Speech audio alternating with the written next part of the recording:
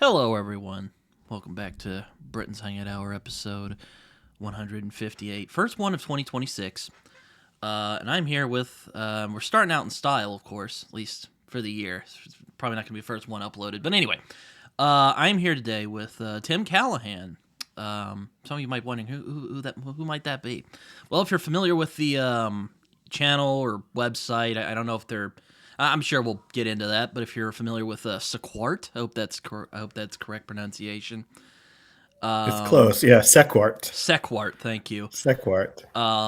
Yes, they are involved in the study of comics, particularly mainstream comics like Marvel, DC. I've done a book on Hellboy. Tim here is, at least where I know him from, he's done some work on Grant Morrison. Um, which is kind of fun. I kind of ran into you by accident on the. It's not really Cartoonist Kayfabe anymore, but it is technically still the Cartoonist Kayfabe Facebook page. And I'm like, oh, that's the guy from the documentary. I gotta talk to this guy if I can. So he was very kind enough to say yes. So thank you very much, Tim, for taking some time out of your day to talk with me. Yeah, thanks for having me. Yeah, I actually wrote the first Sequart book that Grant Morrison in the early years is the first book Sequart published, and then I ended up being involved in a bunch of their other projects, including that Grant Morrison documentary and then the Image Revolution. A lot of people know me from the Image Revolution documentary Mm. because I'm one of the talking heads in that. Oh yes. Um Yeah, and it's also funny because on my channel this year, one of the things I'm doing, I'm basically, luckily because Grant Morrison is a very prolific author, I'm gonna basically read a bunch of his comics this year. So I thought it'd be kind of fun to have you on here, kind Yeah, of it's part good of that. timing. I mean, that's part of my origin story as well. Reading a bunch of Grant Morrison comics turned me into a writer about comics. Yeah, very nice. But yeah, no, I thought it'd be fun to hang out for a bit. But yes, um, I was gonna ask because I do sometimes check the Saquart um page that they have. Are they still going? Because I've I seen have like no idea. you don't know. I know they exist. Yeah, Julian Darius and Mike Phillips are really the two guys behind Sequart, and that's how I got connected. Is because I reached out to Julian in the early days of that website. I mean, this was back. This was back in the very beginning of what used to be the comic book blogosphere, and Mm. like Jog the Blog was really good, Joe McCullough, and there were a bunch of guys writing cool blogs. Tucker Stone, who doesn't do much comic stuff at all anymore, but he was actively involved. He was a comics journal editor. He works in comics. He works for Fantagraphics now, but he's not doing any blogging because that's kind of dead. But that was that era, and so I got connected with those guys, Sequart, and then we ended up. I published a bunch of stuff on their website. We ended up turning it into a full length book and kicking off their book series. But I actually don't know if the website still has. I know it exists. I don't know if it has any new content recently, because that kind of writing about comics on the blogs are it's kind of a dead language at this point. But I know their Yeah, books are still out there. They're still making stuff happen, and I think trying to get other books or other collections back in front of people. I know we had talked a couple of years ago. I wrote a whole series about Alan Moore for mm, what is now called Reactor Mag. It used to be the Tor Books website. So I was one of their regular columnists on that site, and I ended up writing basically a whole rereading of all the Alan Moore comics. And I talked to the Sequart guys, and they were potentially going to publish that, but then I've been too busy in my real life. The comic book writing is kind of a pastime thing for me, and I haven't done it very much in a decade or so because I've been focusing on my actual career that pays me money. mhm. So I don't really keep up to date on a lot of the Sequart comings and goings, but I know those Fair guys are enough. still kicking around, and I also know they're writing and publishing their own comics. So Mike Phillips, who's one of the major editors behind Sequart, he's got a comic called Necropolitan that is a pretty cool comic. And I Very helped him nice. write some role-playing game stuff for that. So that's really cool. And then Julian's doing Martian Lit, which is his comic. So those guys are still out there doing stuff, but mostly it's on the creative end rather than the commentary end. I see. Yeah, no, I mean, I first found Saquart because they had that Warren Ellis documentary from oh lord, dozens of years back, which I quite enjoyed. And then I watched the Grant Morrison one, which I also enjoyed as well. Um, Also, some of them are on Tubi now, so I'm like, oh, nice. Um, Yeah, those guys do a good job. I met the director of those movies when we were tabling at New York Comic Con. That's actually how it all happened. Originally, as I said, I reached out to Julian and Mike early on in the Secquart days just to see if they were interested in publishing some of my stuff. We got connected, and I ended up tabling with them at the New York Comic Con when we launched the Grant Morrison book. And that's how we met Patrick. And Patrick is the director of those documentaries. And he's a filmmaker. He makes his own films out in LA. He's got his own company making feature-length films. And it was really cool to see him kind of coming up as a young filmmaker and really getting connected to make these comic book documentaries that turned out pretty well. And also, I am forever sad that I didn't get to join those guys when they made the trip over to Scotland to interview Grant Morrison in his house. It didn't work out timing wise, but I was invited on the trip, and I was like, man, I wish I could have gone to Scotland with those guys. That seems like a great adventure. Oh, I thought someone was talking to me. Just the voices in your head. Yeah, I guess so. But yeah, no, I thought it'd be it was kind of serendipity, kind of played into that with the whole Grant Morrison thing. I read We 3 for January because I'm like, I didn't have one in specific, because sometimes I like to do themes.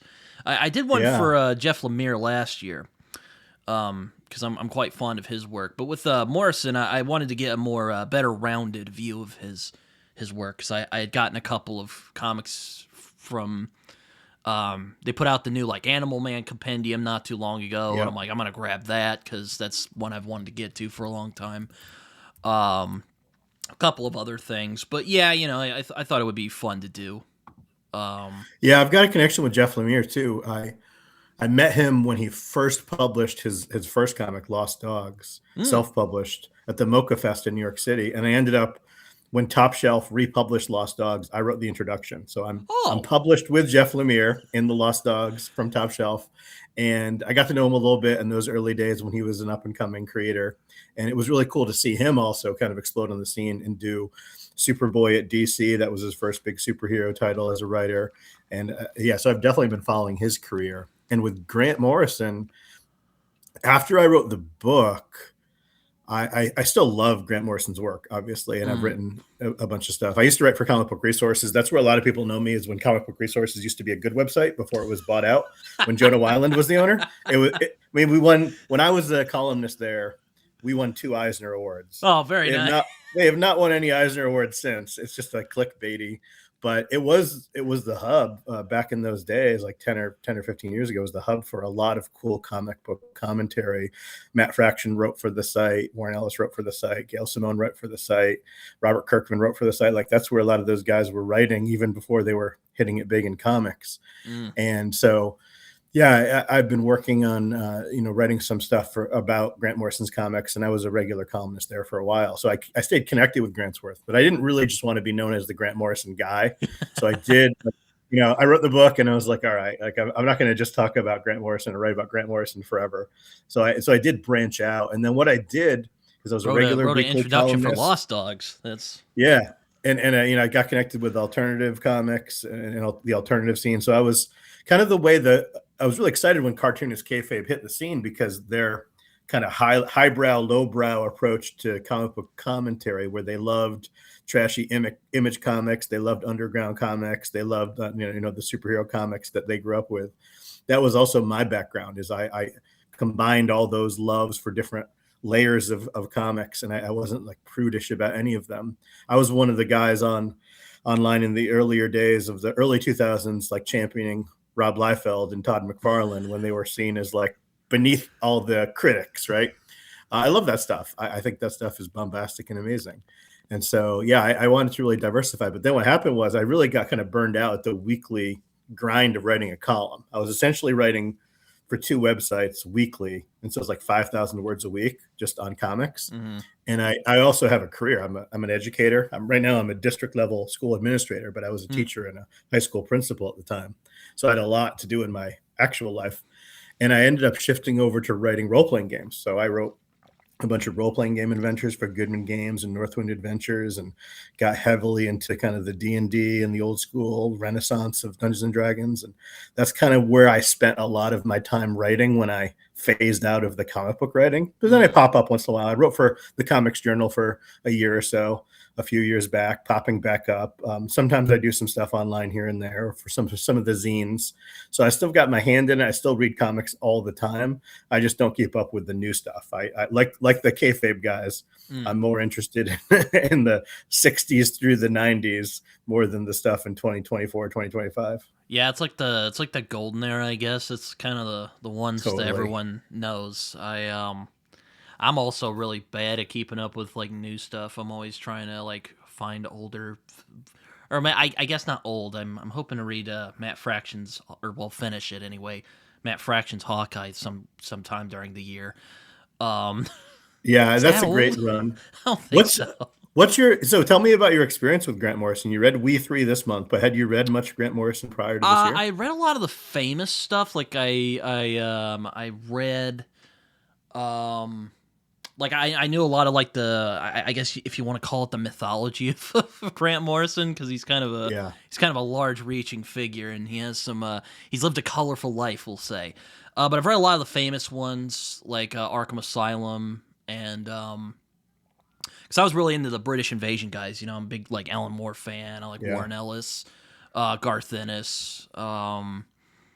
But Grant Morrison, I touched a couple of his comics. I quite, I enjoyed some of them. There were some I was like, okay, like I read The Invisibles when I was maybe, oh man, I was maybe like 14 or 15 years old. I'm like, I don't know what he's going on about here.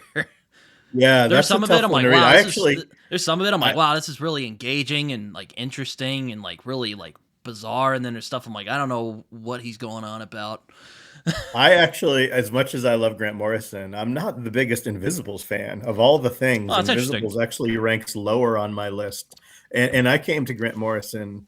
To Grant Morrison what I think is the ideal way, just because that was right place, right time. But his first American comic was Animal Man, Mm. and I was a regular weekly reader of comic books by that time. I was a teenager, and I was, going to the shop on Wednesdays, picking. I don't actually, it might not even been Wednesdays back then, but whatever day was New Comic Book Day, I went to the shop, and then I saw Animal Man on the shelf, and it was a character that I remembered because I knew in the Action Comics, or no, it was Action Comics, or it might have been DC Presents. Animal Man was part of the Forgotten Heroes.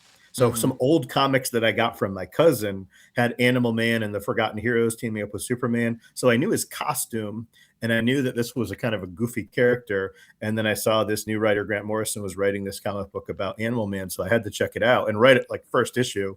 It had Alan Moore vibes. Obviously, the British invasion wasn't a thing anybody talked about. I mean, this is the 80s, so there was no like comic book conversation. The comic Oh, book yeah, conversations that there wasn't like an existed, internet. there was nothing. So it was just Amazing Heroes, the Comics Journal, and Comics Journal would never cover anything like that. And Amazing Heroes was always like talking about stuff from 6 months earlier. So it was really fresh and new to just stumble upon this. And I actually wrote a fan letter in response to Animal Man 1 that was published in Animal Man 5. So I have Really? No. evidence that I was there from the beginning. Yep.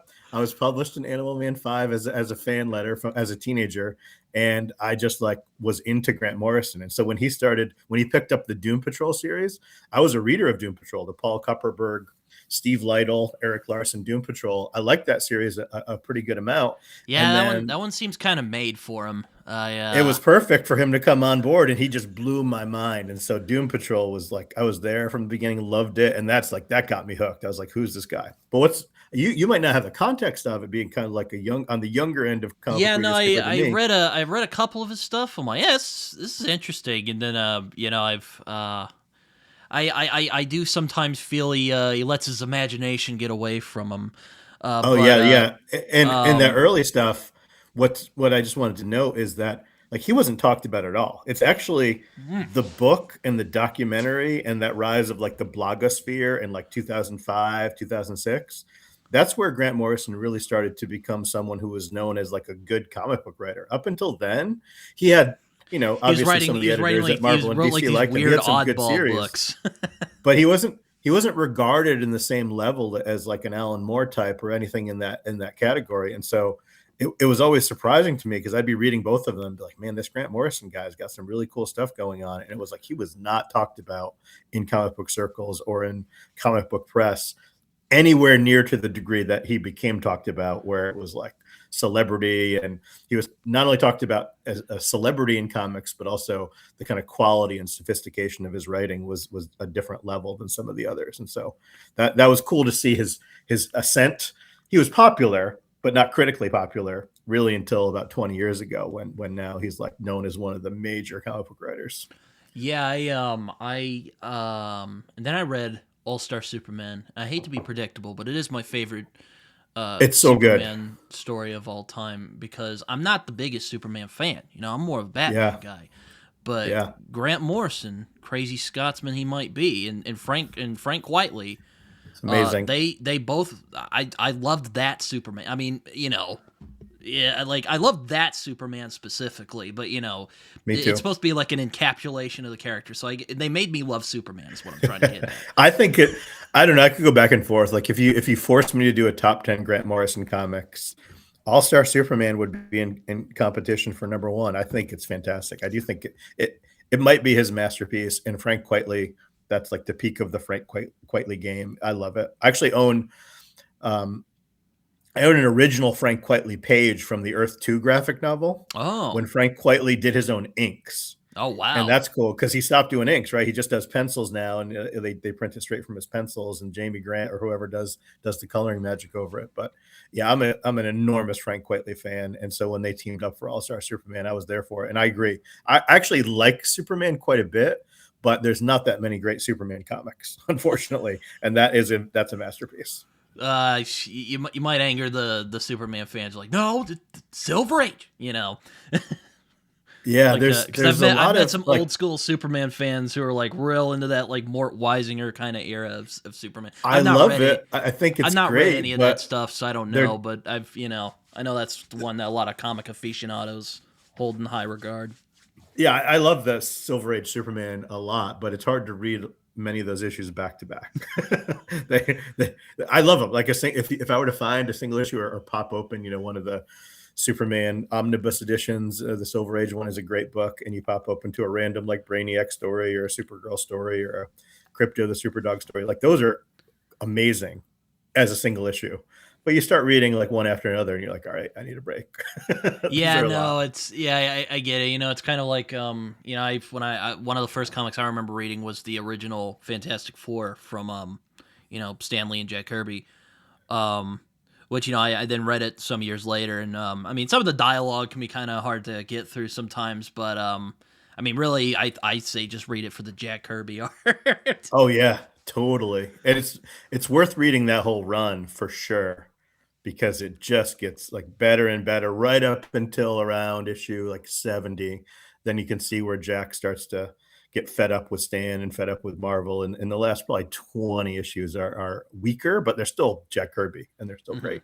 I love Kirby. How do you feel about Kirby? Did you come onto Kirby at a young age, or did you like more recently go back and discover Kirby? Yeah, it's funny, what's funny. I watched a documentary. It's up on YouTube. I'm sure you can find it somewhere. But it's like it's a bunch of people like Bruce Timm and like Walt Simonson and Jim Lee. These very well known figures in the comic book world who are kind of like I didn't really take to Kirby at first. I thought it looked weird. Like what's so special about this guy? That was me. Because Me too. I've Me always, too. it was funny because I'm like that's almost my experience. I mean, I don't know if I'd say he's one of my favorites, but I definitely have appreciated him more. And you kind of have to because like aside from like maybe Will Eisner, like he is like He's the one. he is the one Yeah, basically. Yeah. I rank him number one by far now. He is by far Kirby is by far my favorite comic book creator, and I was the same way. Because I'm when like, I was why do starting to all his read characters comics look? in They the look oddly 80s, ape like. yeah, it's like blocky, weird figures, like weird giant teeth. But he was by the 80s, he was really the only thing I saw him in is a couple covers, and then he did the superpowers, the toy line. He was paid money to redesign those toys by Paul Levitz, and so he did the superpowers comic or the superpowers cover for the second miniseries, and it just looked so bad. And so even I would say from the 80s through the 90s, I was pretty dismissive of Jack Kirby. I didn't really fully appreciate his Fantastic Four, the Galactus Silver Surfer stuff. I would have taken John Buscema over Kirby any day. And then by the 2000s, I just started falling in love with it. I don't know what happened. It's a common story. His layouts and his character figure work and the bombast of the Fourth World. I went back and reread that. Now he's like, I can't get enough of Jack Kirby. I will buy Kirby in multiple editions. Like every time there's a new omnibus or a new artist edition or whatever, or reprint, I'll pick it up because Jack Kirby is by far my number one. And it took me like a good 15 years of reading comics before it finally hit me. And I just love it so much. Yeah, no, if we're talking like Marvel, the like classic Marvel era, I'm a big like Steve Ditko fan. I just like his weirdness. Yeah. And also it just, he was an odd guy. Ditko's been harder for me. I've actually become acquainted with his nephew. Nice guy. Zen. Oh, nice. That's his nickname. His name's Mark. But yeah, he's a good guy. Yeah, Ditko still. I like Ditko, respect Ditko. There's some Ditko comics I like quite a bit, but for me, like I don't get the appeal as much. I know a lot of people love Ditko. It's weird. And then like you'll read like Mr. A and you're like, what? Yeah. I appreciate that he's got a strong point of view. I ended up finding that because like Alan Moore, weird guy that he is. He's like, oh, I read these comics back in the day. That's Rorschach. Mr. A is the origin, the inspiration. What is that? I mean, I do love the question, and I read the Denny O'Neil, Dennis Cohen question also as a teenager and fell in love with that. And so I've gone back and read the Ditko question stories, and I do really like those. But yeah, Ditko overall is just so awkward and weird in his figure drawing. Yeah, and I love it for Spider-Man, but everything else I'm just like, yeah, it's still off-putting for me. And I like his Doctor Strange, but yes, I do like Spider-Man quite a bit. It's cool for sure. Yeah, no. So you read some Invisibles as a baby Invisible reader. Then you read. It didn't have like the. I'm not a punk kid. I mean, you can look around. I'm like a very middle class kind of guy. I mean, I love Alan Moore, but like I don't know. It's. I'm not like a punk rock type of dude. So I guess that didn't really like affect me as it did for many other people. I was literally a punk rock kid. Oh, you were? Well, I was a skateboard kid. I was a skateboard punk rock kid. Oh, well, okay. 100% as a teenager. And so that was me when it hit. It was like, these comics are weird and different. So what else did you read from Morrison? I've read his X-Men run, which I liked until... What do you think about that? Towards the end, where I'm like, dude, there's so many characters you could be like super hammy, evil. Like there's Mr. Sinister and, I can't think of anyone else at the moment. There's a lot of X-Men, but villains. Yeah, I'm like, but you decided to do a Magneto for some reason. Loved it. Reading it month by month was mind blowing because we had no idea where it was going. And I like when it though. Zorn turned out to be Magneto, we were all, like everybody I knew was like, "What is this?" And I care less about damaging characters because I think characters should be able to be played with and changed over time. But I can see how people got upset about that and they just like retconned it almost immediately. But it was really mind blowing to read. But I do think it's probably the best like X-Men since like the Claremont era because it's like those first couple of arcs are just some of them are outright flawless. Like yeah, I don't even know what comes close. And I've read a lot of X-Men. I've had some friends who go, "Oh, it's better than Claremont." All the Stanley up through Claremont, and then dipped in here. What do you think would be other like worthwhile X-Men that you think are in the conversation of greatest X-Men after Claremont? Well, I've only read like Morrison. I was gonna read some of the Hickman stuff, and I didn't get around to it. Let me think. I can't think of any at the moment. I find like I kind of go from like Claremont and then Morrison, and then you're like kind of like, oh. Here's my take on Jonathan Hickman, and I've read a lot of Jonathan Hickman comics. Jonathan Hickman has a lot of the same ideas as Grant Morrison, but then he presents it like it's a spreadsheet. It's so like an accountant telling a story to me. I'm like, this is not what I want. He's got his graphics and his diagrams. I love his Fantastic Four. Like it's too much. I can never. I've rarely finished an entire Hickman run because I just get sick of his accountancy approach to storytelling. Come on, No, dude. I get that. I kind of admire the intricacy, but I can see I have to take them in doses because if I just like read them all the time, I would go crazy. It's Yeah. um So, did you ever read Zenith, or as Grant calls it, Zanith? I have Zenith. not. I did I was hoping maybe to add it because I've been wanting to read 2000 AD because I'm a big Yeah, fan of you should the read it. You should, I am and a I know big fan Rebellion of or 2000 AD has the collections of Zenith. I am a Four big fan of volumes. the British invasion. I'm like, well, I gotta check out 2000 AD at some point. You, it's Zenith is probably one of the least like other 2000 AD strips because it's a straight up superhero strip. Mm. But I think you'll like it. And I also think if you're going to do like a big Morrison read this year, I think it's foundational for you to read it because you can see the seeds of like his whole career are Mm. in that 4 volume set, which he did over a span of like a decade and a half or so. But it's like 10 years of his life working on that while he was doing some American comics later on. It's I think it's so foundational. Like there's so much there that he later built upon Did or he turned into complete other it? things. Because I know with some of the 2000 AD guys like Alan Moore, very infamously, didn't get the chance to read Ballad of Halo Jones because he felt like they were shifting him, and he's like, "Screw it, I'm not going to write anymore," and then he left. Right. Which is kind of a motif of the Alan Moore career. Um, but It is. anyway, did that happen to Grant, or was he able to No, complete Zenith? it's complete. What's Okay. satisfying about Zenith is that each volume is relatively complete on its own. It's really a complete arc. And then they're essentially sequels. But if you read all 4 together, you get an absolute full complete story. Hmm. It's a superhero story. It's the first superhero story from 2000 AD. They haven't really had many superhero stories since, and it is Grant Morrison through and through. Like you can see his persona in the comic book character of Zenith because it's a rock star superhero, and you can see that Grant modeled himself as like a rock star comic book guy even before he was actually like really famous. And so you get all that. It's got like multiverses. It's got callbacks to old British heroes that you won't know because I didn't know who they were either. But it's still like All it right. doesn't Well, matter. Like you don't need to have read those old comics to know that he's resurrecting some old British characters and like clashing them together in this multiversal, uh, you know, basically crisis.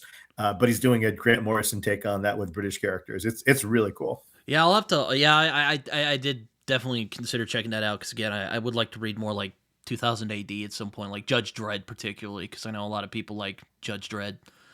Yeah, Um, Judge Dredd. If you ever read Judge Dredd, I mean, you should bop around in it and sample it. But if you buy the case files, which reprint the Judge Dredd stories chronologically, I it know starts to recently get. they've been putting out because I know like John Wagner, like he's like the Stanley of or Yep. Alan Moore of like your Of Judge Dredd.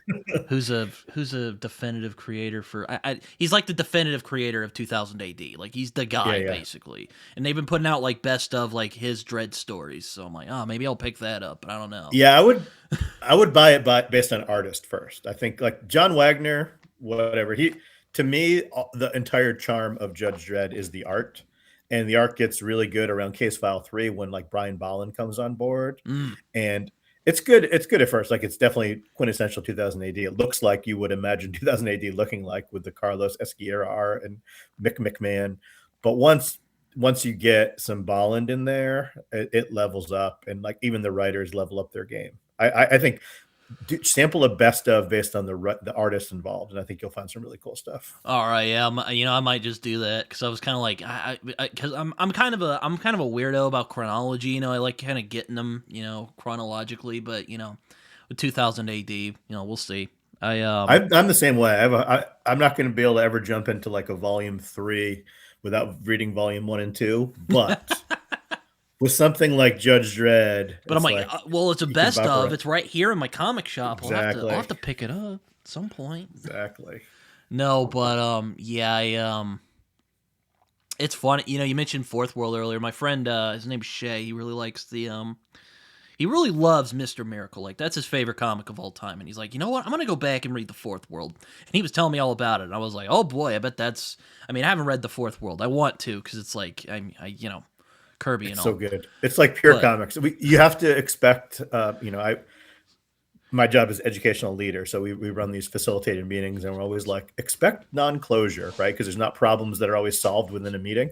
Expect non-closure with the fourth world. It's like, it doesn't end. It doesn't have any kind of real arc to it. It's just throwing ideas out and the explosion of Jack Kirby's mind. But the fourth world is, you've got to immerse yourself in it, and it's like, it's really satisfying. It's so cool. There's so many ideas. I People knock on Jack Kirby's dialogue, but I love it because it's so direct and bombastic. And he doesn't do the Stan Lee thing, which I know why it worked for Kirby and Lee. Stan Lee has the characters with like self-doubt, and they're questioning themselves, and there's real melodrama in the relationships, Uh-huh. will they or won't they?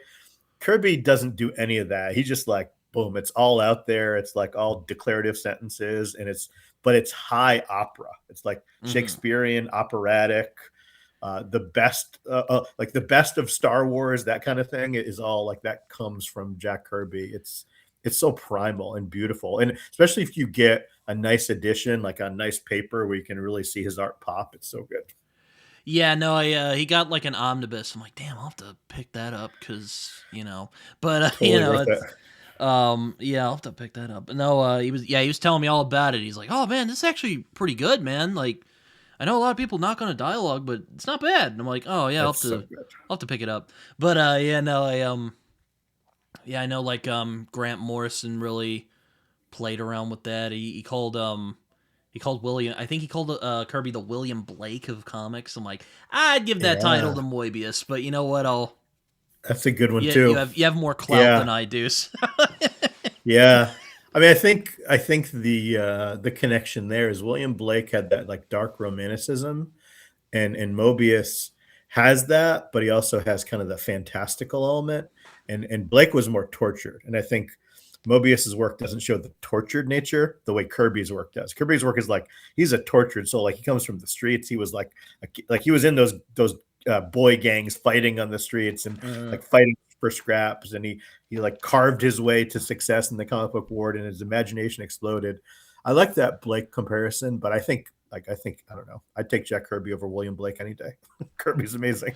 Yeah, that's a yeah. Okay, okay. Yeah, no, I mean, I love William Blake, so I mean, there you go. But um, I Yeah, read but come on, what I what read Marvel or DC characters did William Blake create? Come on. that's I mean, true. Yeah. Kirby created most of the good ones. Yeah, no, he definitely did. I mean, I remember I was because again, when I was a teenager, it was really when I was kind of going on a bend of just reading a bunch of like not only English invasion comics, but just kind of going through like look at all the like I think what really kind of caused me to reevaluate my thoughts on Kirby was just like how much he did and how many characters he created or co-created. It is insane.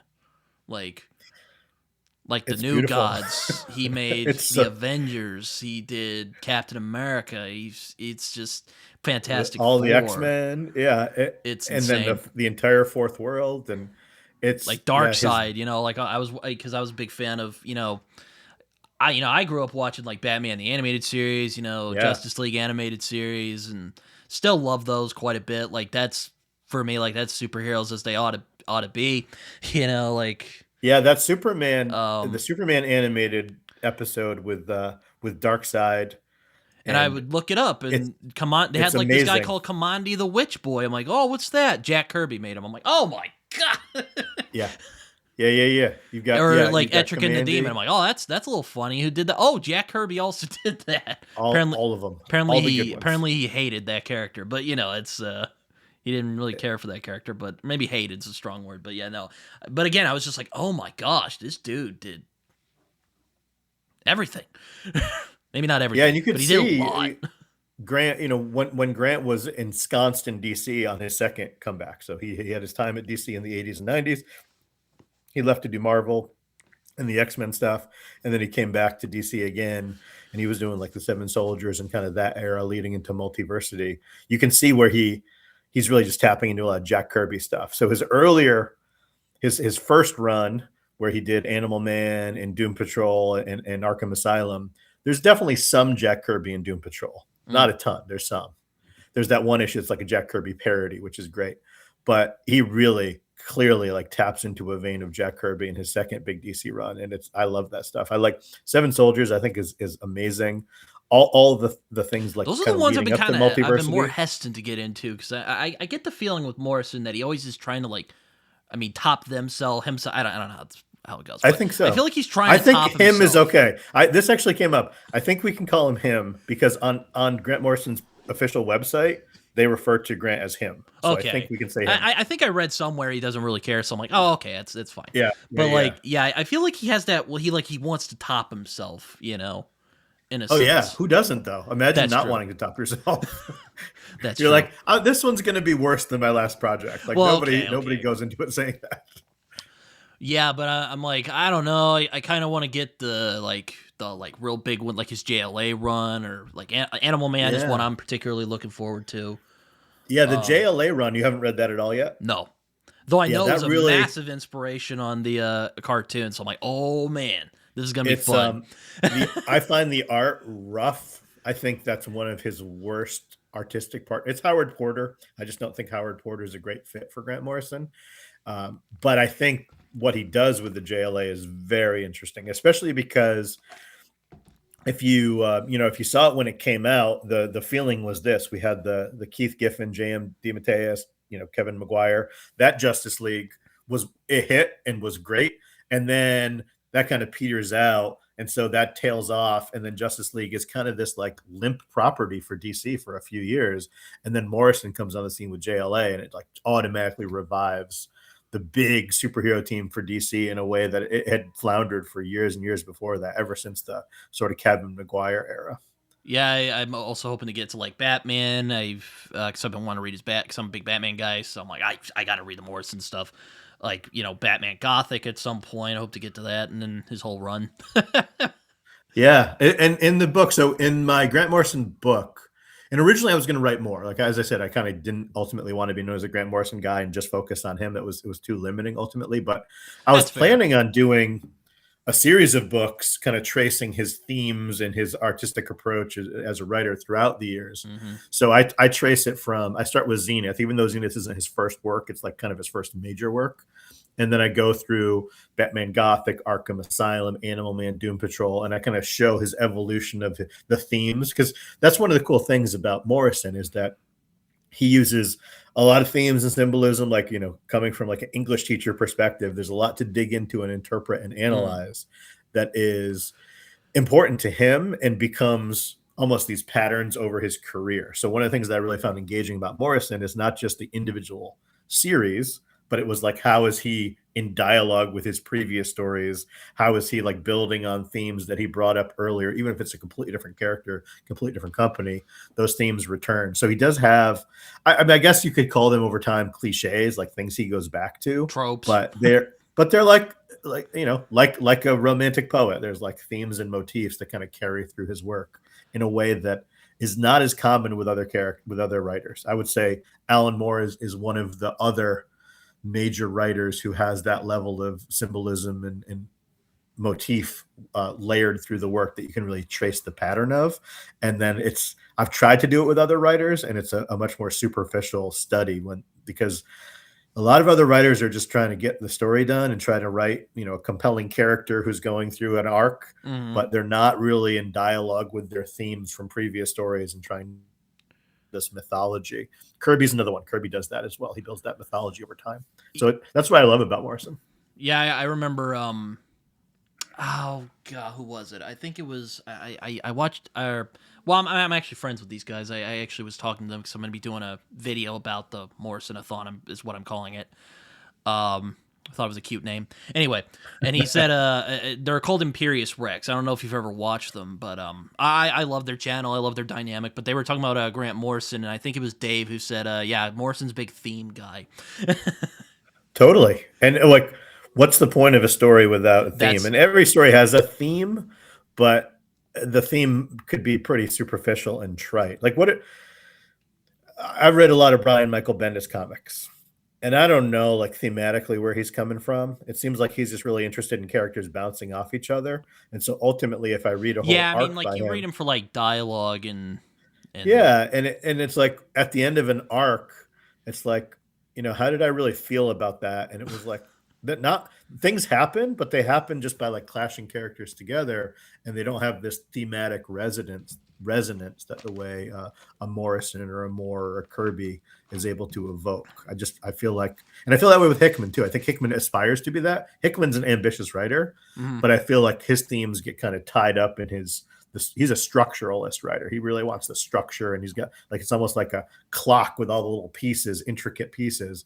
And I think he aspires to be a really profound thematic writer, but I haven't been able to really connect with a lot of his themes as much. Same thing with like a Tom King. Oh yeah. Tom King, he aims for the big themes as well, but he's kind of for me like I just don't I I find don't end up falling sometimes into love with the themes. it's funny. I kind of feel a similar way about Tom King. I do find he tries too hard for profundity, Yeah, is what I say. And then sometimes he kind of fall like there's some like I love The Vision. I think that's still his best work as far as I'm concerned. I do like Mr. Miracle quite a bit. But there's yeah, just but some what's other. Mr. Miracle about at the end of the day? Like, tell me what that his series of Mr. Miracle, what is it actually about? Well, I mean, I kind of view it as, uh, well, Mr. Miracle tries to escape from trauma. I'll just say that. I don't know, Right. but that's kind of And it. that's what all of his stories are. That's That's every Tom King story is escape from trauma yeah, it's or true. wrestling with trauma. And so I felt like I love the stylistic approach to, and I like Tom King. I know him a tiny little bit. I actually interviewed him before he was even in comics when he published his novel. But I appreciate what he's trying to do. But I felt like with Mr. Miracle, the whole series just ended where Mr. Miracle's like dead. Like it's basically all a dream sequence. The whole series is a dream sequence. Yeah, no, He's that was the thing dead. that kind of. And so it's like actually about nothing in the end other than trying to deal with trauma, but in a way where it's like it doesn't matter because the character's dead. Yeah, no, And it's that was kind of the thing that held Mr. Miracle back for me personally. I felt that the Vision was far stronger with the with like that theme of otherness and you know how yeah, I'm also again this is more of a personal thing for me, but I'm always been really fascinated with in science fiction anyway, can an AI become like human, can it become like yeah. us, or So if not, what would it become? And that kind of plays with that a little bit. It's very well done, I thought. But I think yeah, so. no, No, I agree. I see what you mean though about Mr. Miracle. And I admire Tom King a lot, and I'm glad he's still like cranking out comics and he's ambitious. But I just, for me, when those thematic connections happen, I need them to like lift up to a point where there's like the next thing. And I felt like ultimately Mr. Miracle was a closed thing, not just because it had a conclusion, but it was like ultimately pointless in the end. It was pointless for that character. It was pointless for the story. There was no like apotheosis of Mr. Miracle really learning anything in a way that changed him. It's just like he's dead. His life sucks. Everything is like flashbacks. It felt like the middle of a movie when a character is going crazy and they're having all these hallucinations and dream sequences. you know It I'm felt wanting like that I'm was the entire comic. It's like, well, where's the beginning and end of that story? Yeah, no, I'm wanting to actually reread Mr. Miracle because they just recently announced that they're doing a show. Um, kind of. I don't know if King is gonna just adapt the comic that he wrote or if he's gonna like do the fourth world or if I don't know. But anyway, I'm kind of like because I want to see where I stand with it still because I still think it's very good work. But but yeah, I had similar problems that you had, and then he'll do something like Superman up in the sky, and I'm just like there you go. Do that. Do more Do of that. that, please. Because if you Yeah. could, I think you could do really well. I appreciate what you're trying to do, but if you did more of that, like, Yeah, I agree. And like some of the other comic book writers that I got to know when I was writing about comics, like Jason Aaron, Matt Fraction, I love those guys, and those guys have amazing ideas. And I sometimes think that the reason that they're not put in the same level as like a Moore or a Morrison or or an Ellis or an Ennis is I just feel like their stories end up either getting sabotaged by the companies. I know I constantly get the sense that they're heading somewhere and they're never able to like stick the landing through no fault of their own. That's how I keep interpreting. I think Ghost Rider by Jason Aaron is like one of the ones that had less kind of editorial pressure to go a certain way or to cross over. So he was able to tell more of a kind of complete story the way he wanted to tell it. And it Mhm. was really like trashy and fun, which is what I want. Same thing with Hawkeye by Fraction. It's like that. Hawkeye wasn't really doing other things. That was kind of his book where he could have a little self-contained environment for him to play around with Hawkeye. But other things they've done, I feel like they kind of sputter out because of Yeah, editorial. I kind of feel with like Jason Aaron, I'm a big fan of like Southern Bastards. It's one of those it was kind of during that Image boom.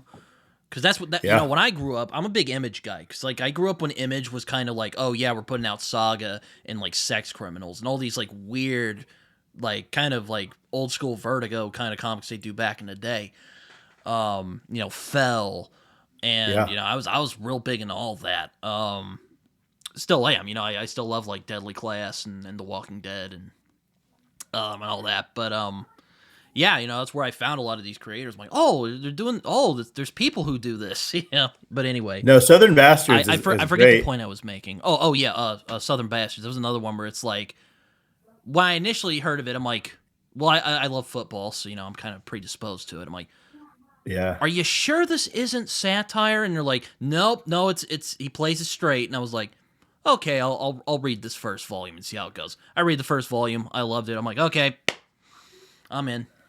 Yeah, Jason Latour, the artist of Southern Bastards, is actually one of my favorite artists in comics. He doesn't draw much for comics anymore, but he I wish he did. And I know there's reasons why he's not drawing as much, but he is I think he's a fantastic artist and I love to see his work. And I heard recently that they're still in talks to adapt that into a show, that someone bought the rights to make a Yeah, and Southern I'm just kind Bastards of like, TV okay, show. so are they gonna like finish the story now, or is Jason Aaron just like, forget it, I'm just gonna finish it in the show? Yeah.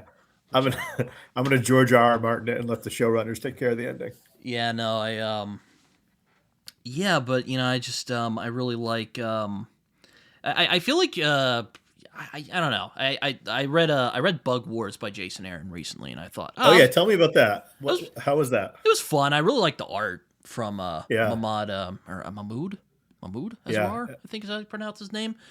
I had fun with it. It's good comic. I don't know if it's one of his best. I actually was thinking of rereading Scalped this year because Yeah, I love Scout. I was one of that was one of my like the big books I would write about when I was a weekly columnist. I was like the Scalped champion. And so I would when I yeah, wrote for no, Comic Book Resources, I was like Scalped is the best comic being published right now. And yeah, I love it. I think it's trashy. It's a trashy crime comic with a like strong emotional core. I love it. I think Scalped is amazing. yeah, no, I have a weird relationship with it because I was like real because I was maybe about 17. I was reading a lot of like again I was reading a bunch of comics at the time. I read like Garth Ennis's Punisher Max. Big fan of that. I still like that's the best. I still think that's Garth Ennis's signature work with respect to Preacher, of course, and like Battlefields. But anyway, I was like, oh yeah, Scalped. This sounds fun. A lot of my local comic guys were like, oh yeah, the series is great. And then I read this like really like it was a very negative review, but it was very convincing. And I was like, oh, okay. And then I read the comic and it kind of interfered with it. I was like, dang. So then I, Criticism, yeah, and makes a I, difference. and then I don't know if you've heard of John Lees. He's a comic writer. He's done some stuff like No. Sync, which is really good. Um, and he did like a bunch of articles talking about Scalped a few years ago, and I was like, oh, Oh, this really? is interesting. It was like real critical and like analysis and stuff.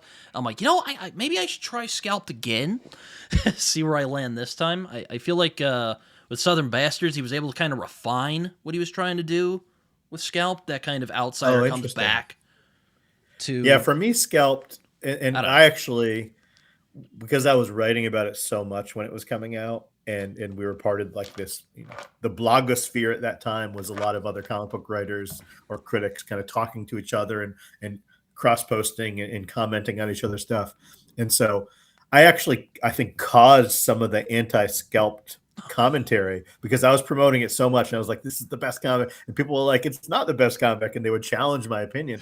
But I always felt if Scalped came out from a European creator, if it was like a European graphic album that came over to the United States, I think people would be like, oh, this is a masterpiece. But because it came out from Vertigo and it's like a trashy crime comic, it's not sophisticated enough for people who want their like Vertigo sophistication, like the British invasion stuff.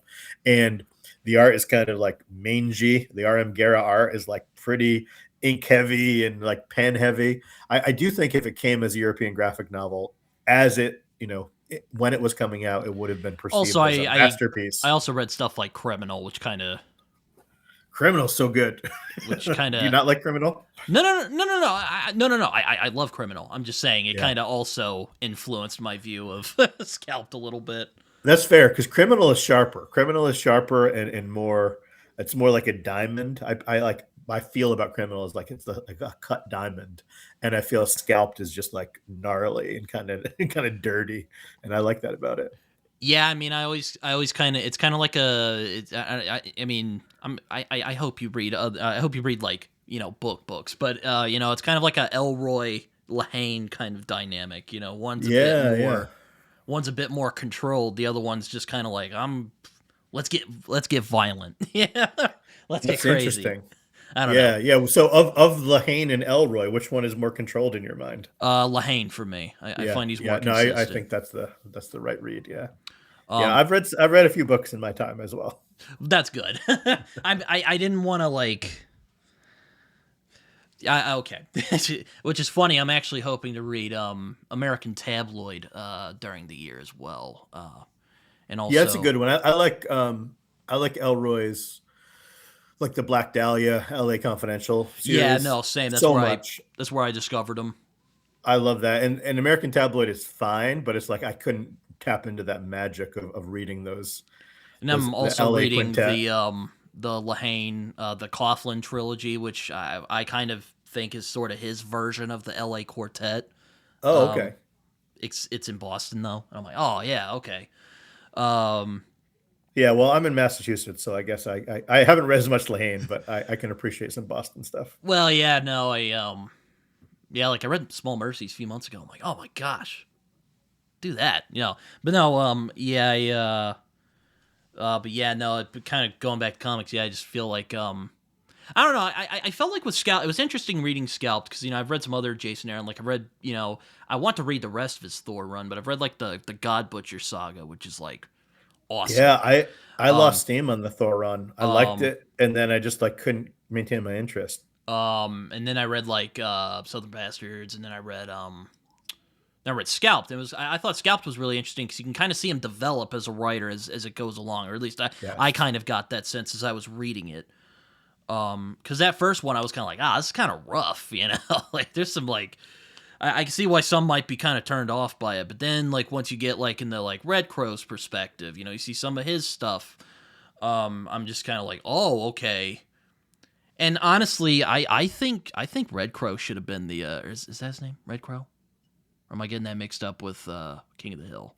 No, it's Red I don't Corn. even remember I the think it's Red character's name. I know who you're talking about. The crime boss. So I'm talking about. Yeah. I felt he should have been the main character, honestly.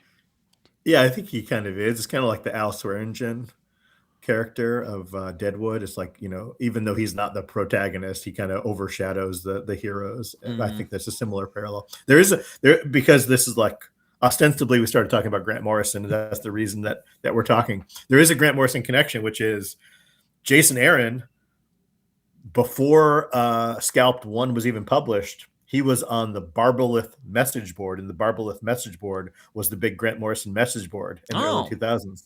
And so that's how I met him. I did a review on the Barbalith message board about Scalped 1, and I knew Jason Aaron was a member, or he was like one of the ones who chimed in and commented on the message board, and he responded, and we kind of struck up an online friendship. And then, he wrote the introduction to one of my books, and I know him personally now. But yeah, he's actually a Grant Morrison fan. That's where he was coming from when he was starting out. Yeah, no, I know he likes Grant Morrison a lot. I remember like his Avengers run was compared to Morrison's JLA. Yeah. Which I don't know. I haven't read either, so I wouldn't know about that. But yeah, no, I think it's interesting.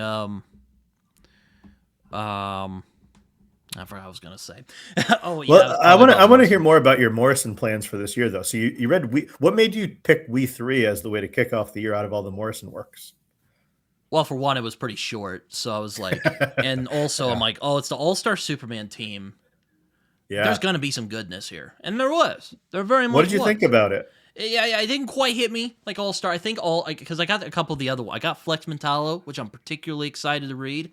Yeah. Because oh man, I one of my going back to Imperious Rex, I actually discovered that series from their video and has a really great skit at the beginning, which is kind of a play on Flex's origins because like Flex Mentallo is like it's like a parody of an old Hmm. magazine. I'm sure you know this. Yeah, the Charles Atlas. Yeah. It's like you've Yeah. written about Grant Morrison. I'm sure you know this, but like Yep. it's Yep. very much like a play on that. It's really great. And I'm like, God, I gotta read this because I love All Star Superman. But I'm kind of afraid though. I'm like, oh man, I don't want like my love of that series to like color the rest of my opinion of their work. No, Flex is a Um, different series entirely. I would say, I um, think you and I have a similar opinion about All Star Superman, and that it is like it's just beautiful and kind of like it's almost mythical and sacred to beautiful. me.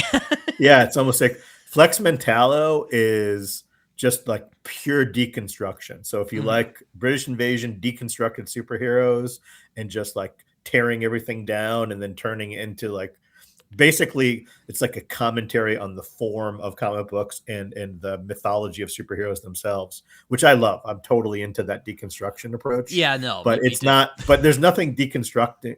uh, All-Star Superman's not deconstructionist. All-Star Superman's like a constructionist work, and then he takes the whole history of Superman and all of his emotions around it, and he like turns it into a thing. Whereas with Flex Mentality, he's like tearing away at sacred cows and ideals, and then trying to like recombine them. So I think if you're reading it kind of out of order of publication, right? Well, Because I you're mean, going I'm back and I'm reading it. hope a lot of people said you should read his Doom Patrol first, so that's probably what I'm gonna do.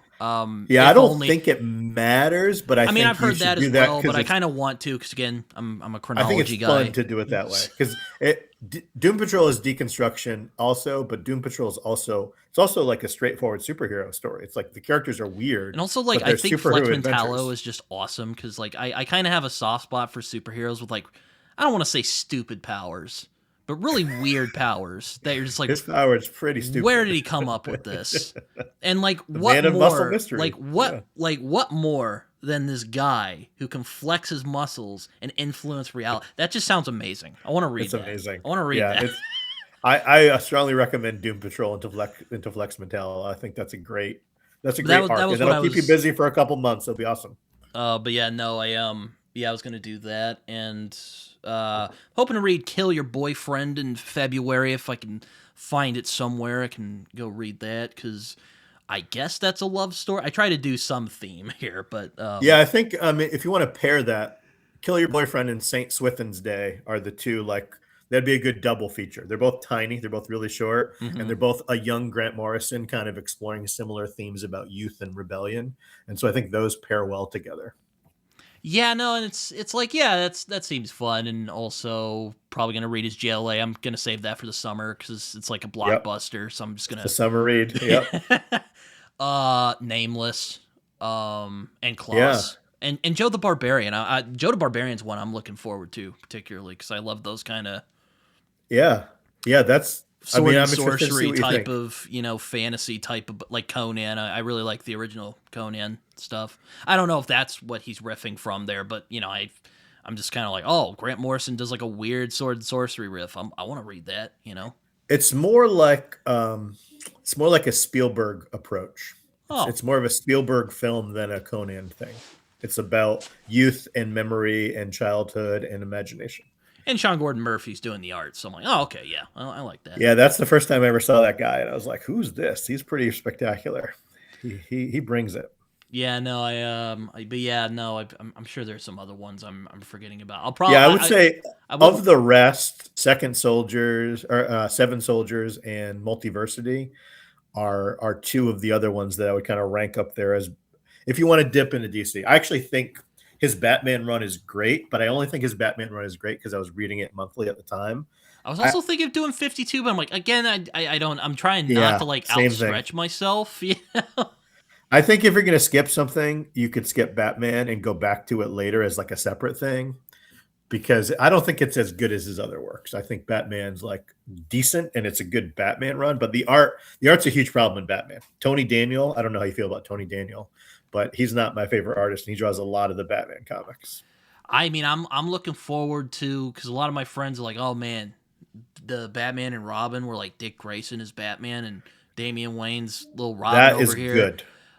Batman and That's Robin and some Batman greatness. International are great. And I'm The just stuff like, leading up to that is hit or miss, and it depends on who the artist is. and I'm just like, oh man, I'm really looking forward to seeing that because again, him and Frank Whiteley are getting together.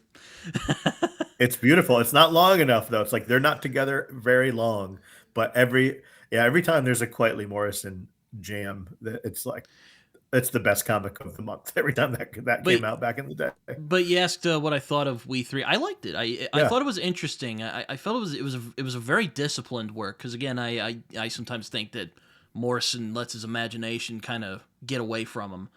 But not here. And I again really Good. Yeah. fascinated with that idea of can a AI or robot or whatever can it become like us? But he kind of twists that a little bit, and he goes, "Well, okay, like what?"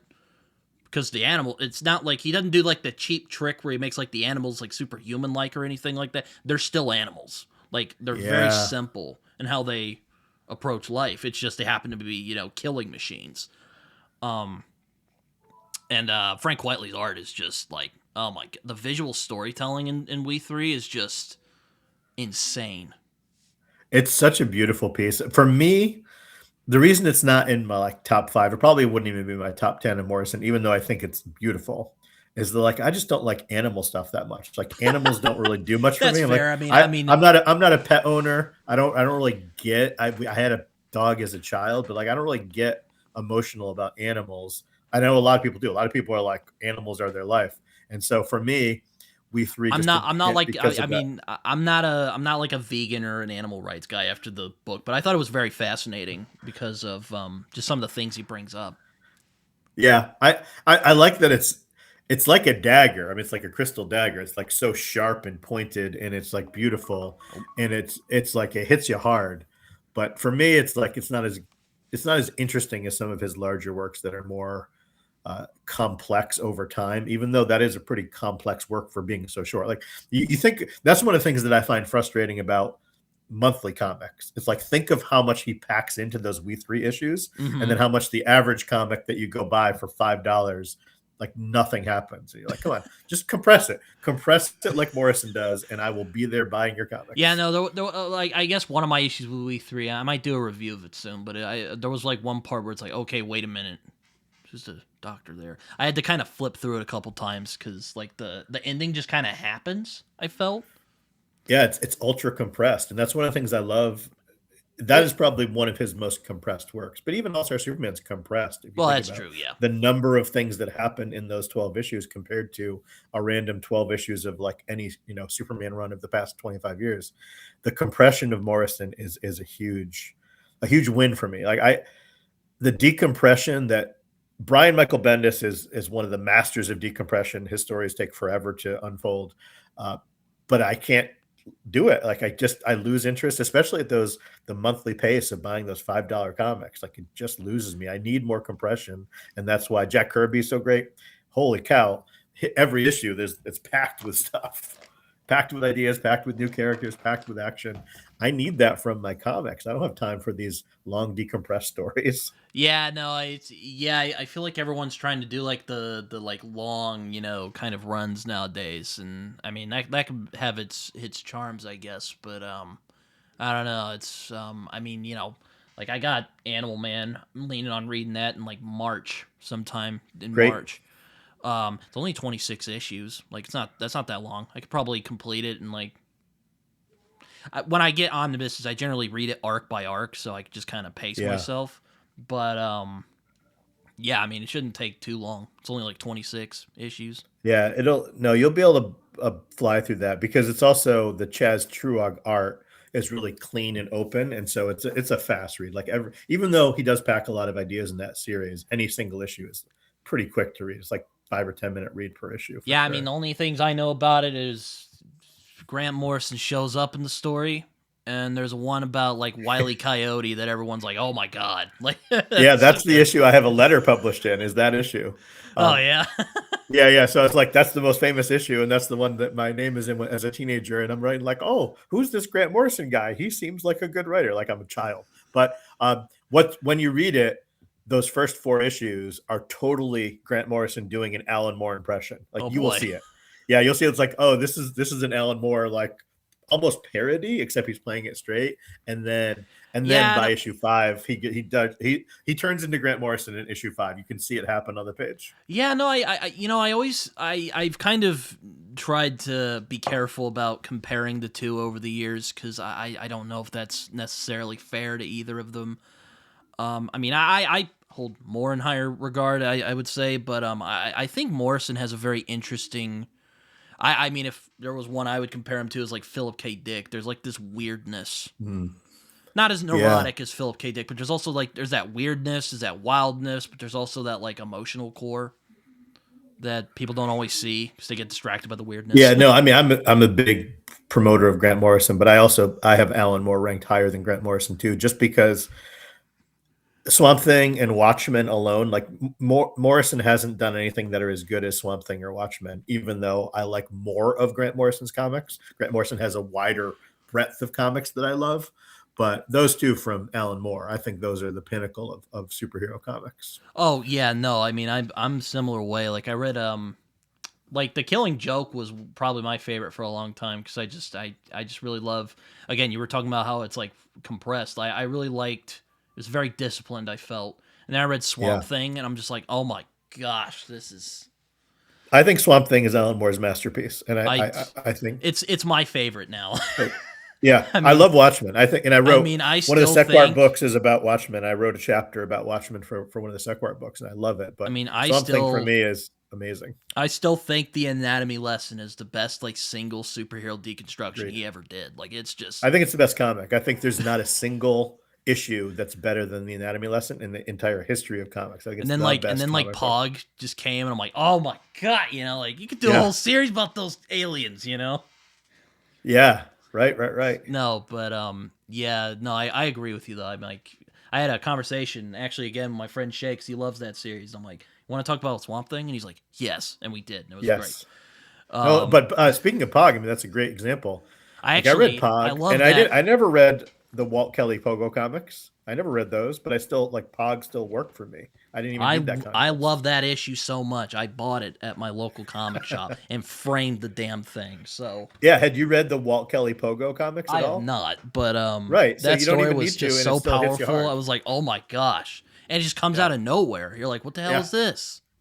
Yeah. And it's just like a tribute to Walt Kelly comics from like the 1950s. And we don't need to have read those to still appreciate that Oh issue. man, It's really yeah, cool. no, there's I mean, I do think it kind of loses steam a little bit towards the end, but oh man, it's it's I amazing. would say it builds steam up to issue 50. And then, yeah, after issue 50, because that's the Crisis crossover. So Hmm. after the Crisis on Infinite Earths, it does kind of peter out a little bit, but still, you got a good like 30 issues of amazing comics from Alan Moore and a lot, John Toddleben, Steve Bissette, Yeah, Rick no, I Veitch. mean, Those are great they're one of the guys. few like comic artists where like I generally don't get creeped out by like comic art all that much, but like some of the images in Swamp Thing are grotesque. Like Right. It's like actual horror comic. I feel the same way. I'm like, horror comics aren't scary because it's a comic book, like you but see like the that stuff's pore, creepy. like especially when they like do close-ups into people's Yeah. faces. And You're the just like, eyes. Yeah, yeah, yeah. oh my gosh, you're like, man. It's it's so good. And yeah, I'm not even like a huge horror fan in general, but for me, I see that as a superhero comic, even though there's not a ton of superheroes in it. For me, it's a superhero comic that has horror elements, and I think it's a masterpiece. Love it. Yeah, no, it's a yeah, I know it's just a magnificent piece of work. I know kind of Animal Man is kind of compared to Swamp Thing a little bit, and also Yeah, they all except I the art is 100 times worse, but otherwise it's comparable. no mean, I won't say anything. 'Cause again, I haven't read Animal Man yet, but I am looking forward to it. But also I did read Jeff Lemire's Animal Man, which I thought was really good. Yeah, As well. I actually I think it's solid, and I thought it took It's more of its he's tone from more Swamp Thing more than the agreed. Morrison. That's what I was gonna say. It's more of a horror comic. Um, He brought like an Alan Moore Swamp Thing, British invasion type tone to Animal Man, which happens in Animal Man later because what happens is after Morrison leaves, Peter Milligan comes in and they kind of rotate different artists and writers into Animal Man. yeah, like they And came there up with is the a red. I'm like, oh, okay, yeah, all yeah, right. there is a later run of Animal Man that it feels like a lot like what Jeff Lemire did later. Jeff Lemire seems to be like echoing the late Animal Man run, not the Morrison Animal Man run. Yeah, no, I think he said that in like an interview or something that I read of Yeah. his, because if I'm like, I'm just a absolute nerd. I love reading like interviews and like podcasts and stuff. I like understanding where the artists are coming from, I guess, for Yeah, lack of a no, better. to me, that's what's which interesting about comics. which Like, I'm sure which I'm I'm sure is not a 10% hot take. You're like, interested. wow, Britton, that's great. That's a profound insight there. But no, I mean, I really love watching interviews and stuff or reading them, because it's like it's interesting seeing what the artist or writer or whatever Yeah, thinks about what they did. that I'm like 10% interested in the characters and stories, and like 90% interested in the stories behind the stories of that like artist or that writer's like personal journey and how what stories they did before. I think that's what is fascinating about comics is that you can see their development on the page from series to series. I love that as well. I mean that's what made me want to write books about comics, is to have that like trace their development over time. And I got to interview Grant Morrison as part of the book, and that was fascinating to see how he thought in retrospect about his earlier Were work. you able It's just to? Were you able to? Were you able to? I think it's kind of oversaid, but I think it's always kind of funny how people make jokes about his accent. Like, were you able to get what he was saying? absolutely. And you can also see, I can't imagine an editor ever turning him down, because once he starts talking, he's so convincing and persuasive in a polite way. Like he's excited. He is so, Yeah. and if you meet him in person, he's the same way. He is so excited about comic books. He's just like a child who's enthusiastic, but he's so smart that you're listening to him and you're like, this guy, I would publish anything this guy does, even if I didn't know who he was, because he's so persuasive and he's so energetic. Yeah, he was great. He had some really cool takes on some of my analysis, which was interesting because he actually read the book before we did the interview, and then we published the interview in the back of the book. He, like he didn't necessarily. I'm analyzing characters and kind of motifs and symbols, and he was certainly conscious of some of them, but some of them he wasn't conscious of. But he said, "Yeah, that's absolutely why these characters did those things, is for that reason." But it was like subconscious, and he didn't think about how it connected to his earlier works. And so it's really cool to peel back the layers and think about how much the creative process is unintentional, but it still has a connection to other things just in the back of someone's mind. They're making the connections without really knowing they're making the connections at the time. Yeah, I know. It's funny you said. It makes me think. I don't know if you ever watched BoJack Horseman, but there's an episode. I've It's seen it. it's just Yeah. the episode where BoJack he's eulogizing his mom. And he's talking about how like he was talking to this guy one time. He's like, oh, he gave this very elaborate theory about the show he worked on, and he's just like, I didn't have the heart to go like, hey man, someone just left their coffee on the on the table right there. I always think of that, and it kind of makes me think like, oh man, like that's makes you think, like how much of it is conscious. But no, yeah, I mean with Morrison, unlike the Lemire readathon that I did, where I was just like appreciating his work and just catching up on some of the stuff I hadn't read. Like this is more me kind of gaining a more well-rounded like view of Morrison, because like I feel like I've missed out on Morrison. Like I've read like Swamp Thing, and Yeah. I've Alan Moore, and I've read like The Sandman and Transmetropolitan Preacher and all that stuff. I feel like Grant Morrison was kind of not left behind or anything. I was familiar, but I wanted to see where my opinion landed on him. Yeah. Sounds like more of a like you're certainly aware, but you haven't like you kind of missed his big stuff when it was coming out. So you've got to go back and find it again. Pretty much, and a lot of my friends are like, "Oh man, like Grant Morrison is mind altering." I'm like, I'm sure it is.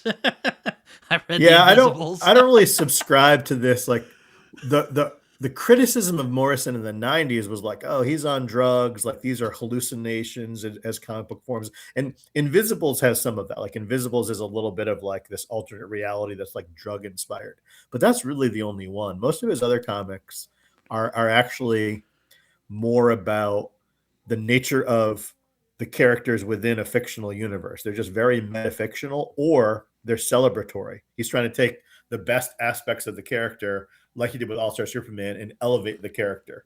Those are really his two main approaches. And I, even before I started reading Grant Morrison, I was really interested in metafiction, and I was interested in Mm. the idea that, like, it all started for me That was with, another reason I was kind of hesitant about him for a long time. Or well, he does it a little bit in The Invisibles, but like sometimes like metafiction can be kind of like I can think it'd be kind of gimmicky. But yeah, Morrison it could be. is quite fascinated with it. But like as a child, there's the Chuck Jones cartoon Duck Amuck, the Donald Duck Mm, or the Daffy Duck cartoon, the hmm Looney Tunes cartoon, where the animator is drawing Daffy Duck, and Daffy Duck is not happy with all the choices the animator is making. Oh And yeah. that's a cartoon from like 70 years I mean, ago I'm that not is saying that like mind Morrison blowing. does this, but when I think of like metafiction, I think of like Deadpool doing his thing, and I mean I'm not a big Deadpool guy. I think he's kind of Yeah. gimmicky, but No, all um, the Deadpool stuff, that is like he's riffing on Animal Man. Like Animal Man did it first, and Deadpool was not metafictional for the first dozen years of his existence. though what I He think is became funny, metafictional I was later on. actually talking with a friend of mine about this. I don't mean to interrupt you, sorry, but it was kind of funny. I was talking about this. I'm like, man, I'm kind of surprised he didn't do like a Deadpool run because he likes metafiction so much, and he's Well, he just just like, did. He just did well, he Deadpool did, he just Batman. did, or well, no, I was He saying did I'm surprised he hasn't Batman. done it before now. Was what I was getting at. Yeah, I think Deadpool is a character that was really like critically laughed at. I mean, Deadpool was not a meaningful character for a long time. And Then again, I in know recent Grant. years, he's become this major Marvel character, and so yeah, now Morrison did his Deadpool shtick. Yeah, I know Morrison likes the more ideal heroes, I guess if you want to call them Yeah, that. Not really a fan of anti-heroes all that, or well, from what I've gathered. I know he can get dark. Like Arkham Asylum, I remember when I read that, I was like, damn. well, I think it's just a matter of. I think Alan Moore had the same thing. Like they're interested in telling stories about characters that It's like a they grew up surreal with. fever dream, and I'm like, wow, this, yeah, all right. And I know he was kind of like he wanted Brian Bolland to do the art, but I'm like, man, this kind of worked out with the whole Dave McKean. Yeah, well, Arkham Asylum. There's a bunch of sketches where you can see Grant Morrison, does his layouts, and someone else was supposed to draw it too, who was a really kind of traditional. I forget who it was, a really traditional penciler, and you can just like the series Arkham would have been completely different with a traditional penciler. Mhm. It's only McKean that makes it, I think, so good. I don't think the script for Arkham Asylum is anywhere in the ballpark of how it turned out because Dave McKean elevated it so much. I love Arkham Asylum. I think it's great. It's one of my favorite Morrison works I've read thus far. But I Batman, and also I like that Morrison didn't just go like, oh, he's a weirdo who like beats up mentally ill people. Yeah, he explores. I mean, Isn't speaking of William Blake, isn't that's like that the most William Blake Batman comic ever. isn't that like profound? It's like like a basically like someone doing Rorschach again. You're like, okay, I've seen it before. No, Grant Morrison's like, let's do this surrealism. I'm like, oh my god. And I'm like, hey, Batman writers, could you do more of some stuff like that? Because the whole Yeah, like either that or like the noir stuff from like Batman Year One, because it's starting to get kind of played out what you're doing right now. yeah, and I haven't read Matt Fraction's most recent run, but what I've read about it sounds like he's trying to return to like Batman as like a super spy action hero. And I am interested in that version of Batman because we haven't gotten that a lot over the past 50 years. We've gotten a lot of really grim and gritty and tortured Batman, but that like super spy action hero is a I cool like aspect. noir Batman. I mean, it's I like the obsessive detective Batman, but I'm just like I feel like they're trying like too hard to be like making things happen. I'm just I've not been reading a lot of the Batman comics recently because I read some of the I Tom King can't. run. I was like, okay, and then whatever. I read all of the Tom King run, and it had its interesting moments. I could have written about. Like I think it's writable, like as far as criticism about it. There's some stuff he was trying to do that was pretty interesting. The pacing is so weird though in that run. The pacing is strange. He has some compressed things and then some things that are hyper decompressed, and I don't really know why. Other than maybe he just wanted to tell the story that way, but it's a strange pacing I found. Yeah, I mean, I don't know, but it's yeah, I just kind of it's so sad. I've noticed over my years as a comic book reader that a lot of the comics that just kind of speak more to me now are like the kind of like Animal Man from like Morrison, or like Swamp Thing from Alan Moore. Just these kind of like lesser known characters that like people didn't really know what to do with. Um, and this guy shows up and you're like, all right, go nuts on him, because like, what are you gonna do, Yeah, like I'm no, hoping it's to the read perfect. like James Robinson's Starman sometime during the year as well, which I don't know where I'll fit that in because it's a pretty lengthy run, but it's stuff like that more like captures my interest now. What do you one of the other big things they did for Sequart was the Teenagers from the Future, the anthology book about the Legion of Superheroes. Have you read any Legion of superhero I stuff? have Is that at not, but all on your radar? I have a friend of mine who loves them though. His name's Steve. He's always going on like, "Oh, Legion of Superheroes, yeah," and I'm like, I don't know. It's I'm not very familiar with them, unfortunately. As much as I love DC, it's a deep dive, yeah. And Michelle Fife, do you ever read Copra or any Michelle Fife I've heard comics? of it. Yeah, I've not read it though. So Fife's got the Fife files on YouTube. He's done 3 episodes so far, and he's it's one of the best things I've ever seen on YouTube ever. That's how good this is. It's Fife going deep dive on Keith Giffen's arc of his career, and Fife felt the same way about Legion of Superheroes. He kind of bounced off it, didn't really understand it. Didn't mean anything to him. And then when he explored Keith Giffen, he kind of fell in love with Legion as well. And that happened to me.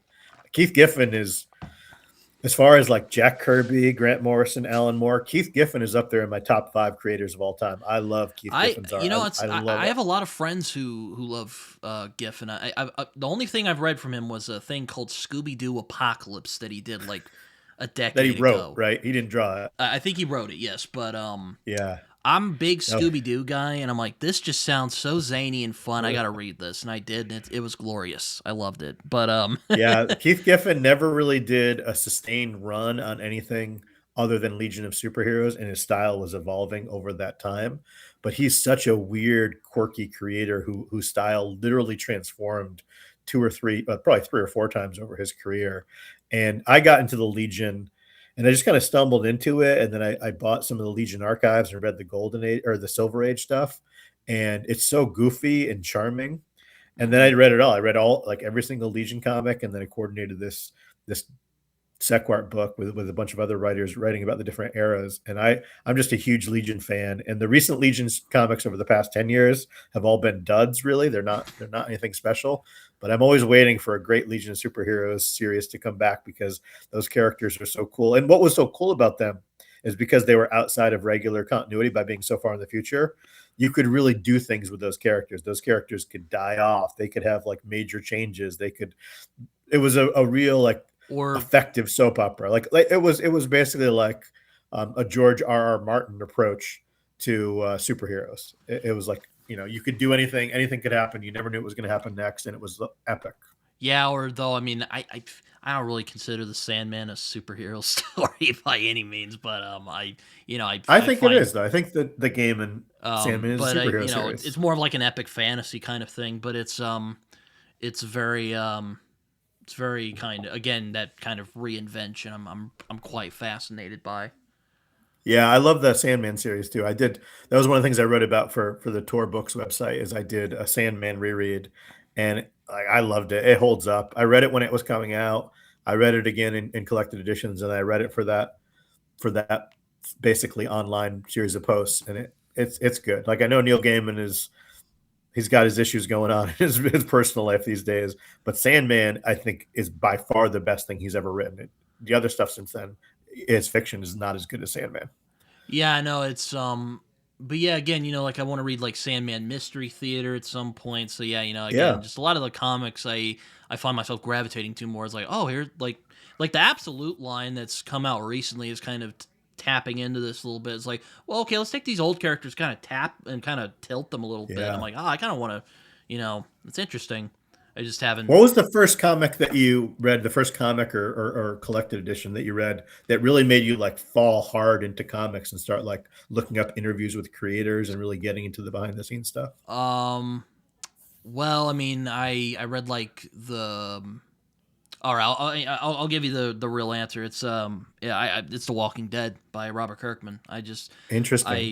I was terrified of zombies when I was a kid. Like I just I don't know. I mean, sure, they're kind of goofy now, but like I would watch them and like seeing people get ripped apart like that scared me when I was a kid, and that still kind of freaks me out now. But anyway, I found like The Walking Dead. I'm just like, oh, what's this? And it was like one of those I read it before my age, and I was like, oh, like ooh, look at this, but like that series, I was kind of like, oh, so like comics, aren't just like superheroes. And I love superheroes. Don't get me wrong, but like it was like that, and like Alan Moore, like Robert Kirkman was like the first writer I really followed seriously, aside from like Alan Moore maybe.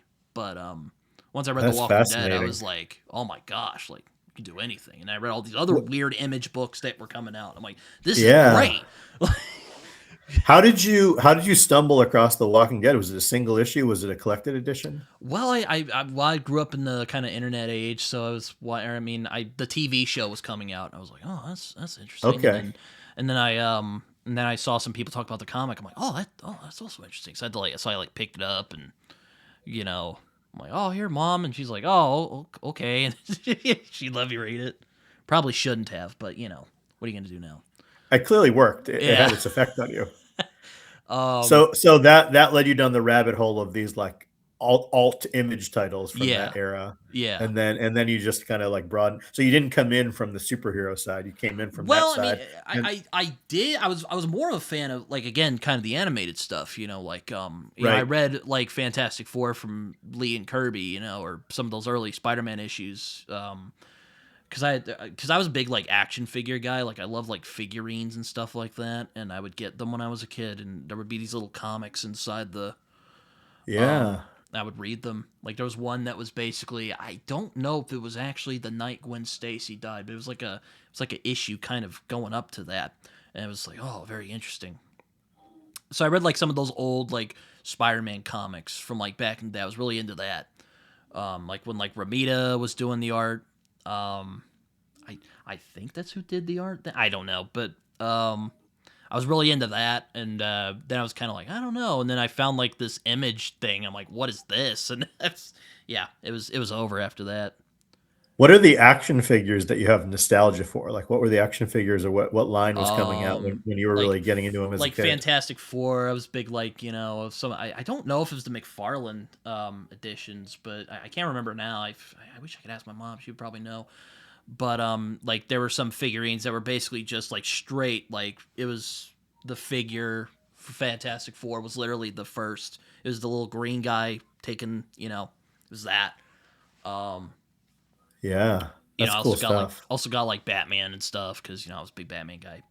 But Yeah, for me, action figures were a big entry point as well. And for me, I actually came in kind of sideways through role playing games. yeah, So I it's kind of was, surprising how many people come through action figures. A lot of my friends who liked comics are big like action figure guys. I don't do I it mean, so I much had a now. couple of comics around. Like my cousins gave me some.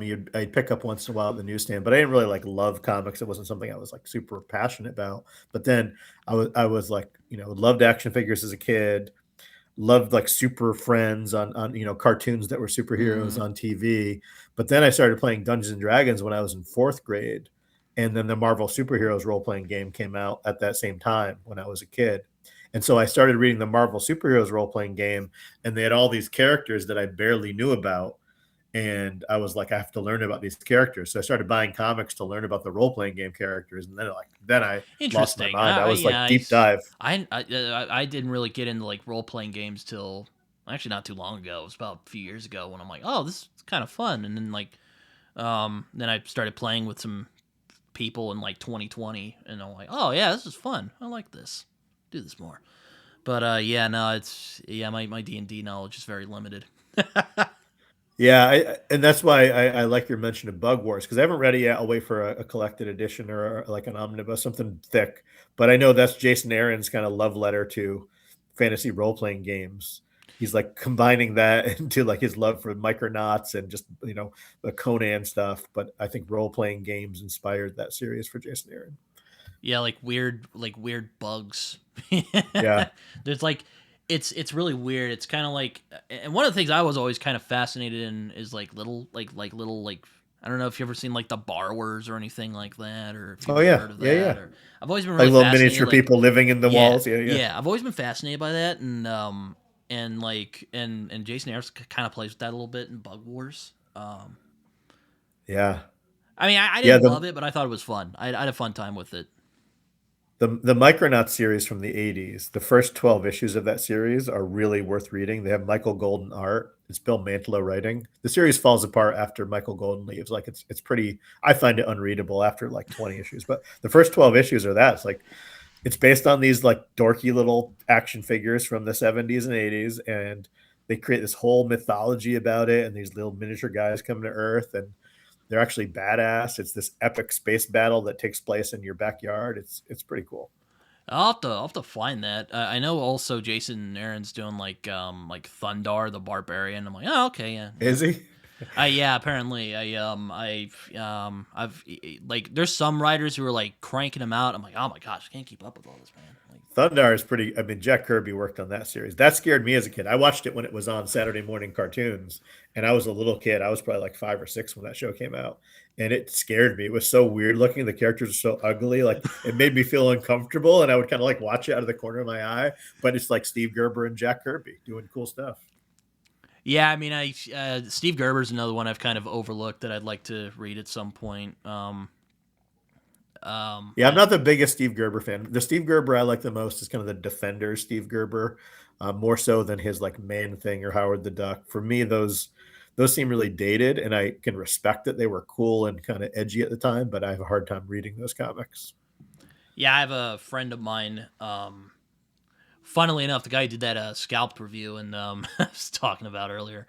And he was like, "Yeah, Steve Gerber, man, he's good." And I'm like, "Oh, I'll have to try it out." But then he like wrote with someone else. I'm like, "What is this?" Like he did like this thing called like Omega the Unknown, and Oh yeah, yeah. it's like I, this, like hush hush kind of I thing. wrote about that. I wrote about Yeah, that for Back Issue Magazine. I wrote about Steve Gerber's Omega the Unknown. Yeah, yeah, no, and like Jonathan Lethem did like a little like revival some years ago. But yeah, yeah. no, yeah, I know, The I've Lethem, the Farrell Dalrymple art on that Lethem Omega the Unknown is excellent. I actually think it's an underrated comic. Is the Lethem Dalrymple Omega is quite good. yeah, I haven't heard too many people talk about it. It's It's forgotten. Yeah, like a novel I really enjoyed in recent years was The Amazing Adventures of Cavalier and Clay by Michael Heck yeah, Chabon, yeah, and I was yeah. I was reading his Substack the other day. I'm like, why? How come Marvel hasn't just let him go? Like, hey, you want to do like a Fantastic Four mini? Like, go nuts, because I think he would do very well at that. Michael Chabon, that is. But I was just kind of like, man, like, it's such a good book.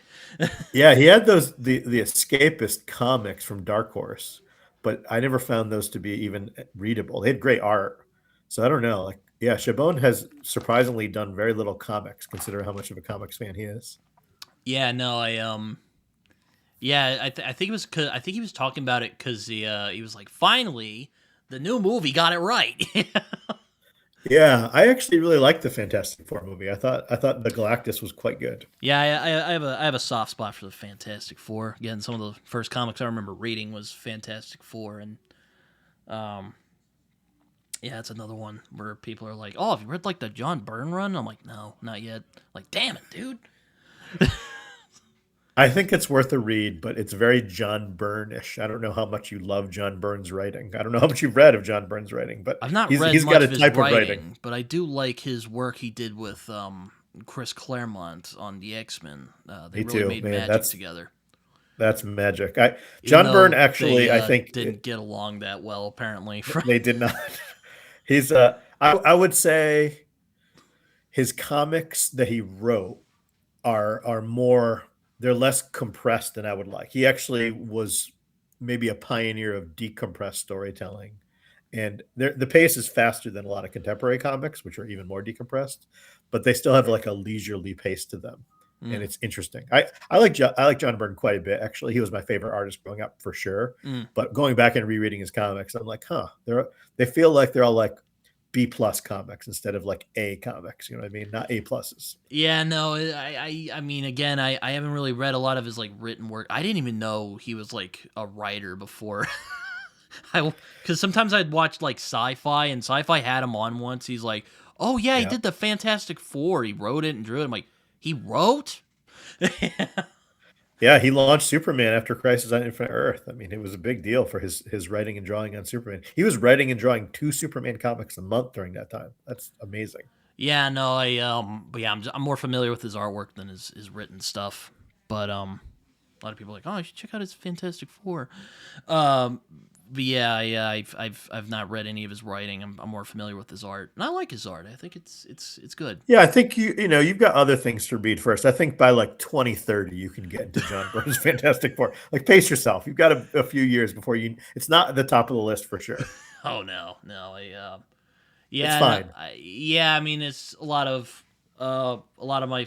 I'm always hearing about new comics that I want to get to. Like, there's people who are like, "Oh, the Jeff Johns Green Lantern." I'm like, "Oh, I haven't read that." Oh, That is quite good. that's another one that like my friends at the comic book store, or well, just the guys at my comic book store. They're like, "Man, peak superhero stuff right there," and I'm like, "I'm sure it It's true. It's is." like it's not profound. It's not. There's nothing about it that's like particularly interesting or innovative. It's just like such solid superhero storytelling, and it's like very satisfying because he's telling a superhero story over time, and the art is mostly really good. And there's like big drama and big character like emotions, and there's a lot of action. I think the Jeff Johns Green Lantern is pretty. It's like one of the better superhero runs ever, but not because it's profound, just because it's so solid. Like issue after issue, it's solid. Yeah, I mean, I felt the same way about the recent Ryan North Fantastic Four. I'm like, it's no Hickman, but man, there's some really good stuff in that, and really Yeah, good I've stuff. not read that, but I do like Ryan Norris, so I'll probably check it out at some point. I was kind of, I was kind of going back to my fondness for people kind of taking these lesser known characters. I read some of his Squirrel Girl. I'm like, okay, I appreciate what Yeah. he's doing here. Not for me though. And it's weird because the art style is the kind of art I like, which is more like cartoony, like Mazzucchelli. Well, maybe not Mazzucchelli, but like kind of more cartoony. I like the more like I don't know what you would call it, but it's kind of like the Mazzucchelli or like David Aja from Hawkeye or that like Yeah, I mean, Alex I think Toth most kind of people, style yeah, of most comic book people call art. that like kind of the Alex Toth style that they're I building like off that of. kind of comic book art, is what I'm saying. Me too. I love it. The David Mazzucchelli Batman Year One and Daredevil Born Again, like to me, that's man. I read that when it was coming out in single issues, and every issue was like, this is what I want comics to be. And then Exactly. there's obviously people who tried to ape that style. J.J. Birch did the Catwoman series based on that Or like style. Darwin Michael Lark Cook. made his whole I don't career know if on that you I style. don't know if you'd want like Bruce Timm or like Darwin. I don't know if you Love it. put I Darwin. love Darwin Cook. I don't know if you Love it. put Darwin Cook in with that kind of style, but I kind of do because Yeah, I mean, I think that's more of an animation influenced version of that, but I think it's in the ballpark. It's the clean line. They're not using any real like cross hatching. I It's like just the like solid simplicity. lines. There's some people who might not, but I do. I really like that simplicity. Well, that guy Jorge Fornes, I don't know how you pronounce his name, but he did the Rorschach series and he's done some Batman stuff. That guy has a really Mazzucchelli Toth Oh, line. He's I've been really good. hesitant to read Rorschach because I'm like, I really don't know what you should add to Watchmen that hasn't already been said. Though I did like the TV show. I thought the TV show was far Me better too. than people gave credit. I loved the TV show. I thought it was the best thing since Watchmen. It's like of all the properties that of all the attempts to do Watchmen, I thought the TV show was actually quite good. The Rorschach series is terrible. Do not read it. It's really bad. It's one I of the was it's one of not the worst comics I've read in the past 20 years. It's like nothing happens. I wasn't wanting to. It just kind of I'm like, oh no, don't let The Tom art King. is great. The story is not. There's nothing. It's about a 10-page story ballooned out to be a 12-issue series. There's nothing that happens. It's so thin. Yeah, no, I was just kind of like, please don't like. Why are you doing this? But like, no, I think they're doing it for money. I yeah, think that that's why. I mean, okay, I got I that, think but they want to make money. okay, yeah, all right, you got me there. But yeah, yeah, no, but kind of going back, yeah, I like the simplicity. I guess I don't know. Me I too. don't know if there's other. I It mean, just feels as much as I do enjoy me a good old fashioned like Jack Kirby kind of bombast. well. I think Jack Kirby's in that ballpark by the time he's Mhm. in the 70s. Like his style is really straightforward. It's his figures look different, but as far as like lines, he's not using a lot of cross hatching either. He's just using big bold lines, and that's really a style that I like quite a bit. I do like, I'm also a sucker for like a real like Tim Vigil kind of crosshatchy detail, or a Brian Bolland crosshatchy detail guy. I like those too, but I also prefer more of the Toth Yeah, inspired work. I mean, I don't know what you feel about Alex Ross. It's one of those where I really appreciate it, but it's not like one where I go like, damn, you know. Now there's a couple like Yeah. he did the omnibus cover for the Jeff Johns Green Lantern, and I'm like, damn, that's a great image. But aside from that, I'm like, I respect you, but you're not my thing. But I respect it. You're clearly a very talented man. Same. I feel he's a great artist. I don't really want to read his comics. His Fantastic Four, his Abrams book, the Fantastic Four, whatever, Full Circle, where he's drawing in pencil. I'd much prefer that to his painted work, other than Marvel's. I think Marvel's is the exception because Marvel's is supposed to be like an artist's eye view, a photographer's eye view, Mm. and so I think Marvel's works. But I think every other painted superhero comic he's done, I do not like it, even though it's I love Kingdom obviously Come personally, but I also really like I Marvels as well. yeah, I don't think Kingdom Come works very well. It's okay, but it's just not for me. Oh I yeah. think his work is so stiff. It's just like, ugh. I mean, no. Then again, I'm more about like the story that Mark Waid was telling than like the art. But I do think that Kingdom Come is really great. But yeah, no. Again, I kind of like that more. I guess you could call it cartoony. I don't know. Like, you know, I probably comes back to Yeah, like I watched like Bruce Timm, the kind of animated universe growing up, and I just fell in love with that style.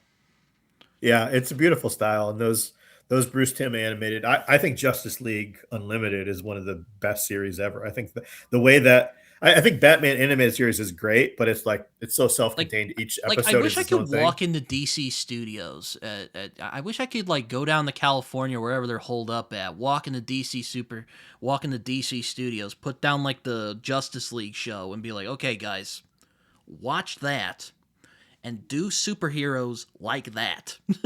If you could do It's them like tough. that, awesome. You know, like just do that, and But even we'll be even sold. Dwayne McDuffie tried to do that, and he couldn't really pull it off in comics either. It's tough to pull off. I know it's tough to do in comics, but like there's sometimes like as a I don't know fan, why, but it is.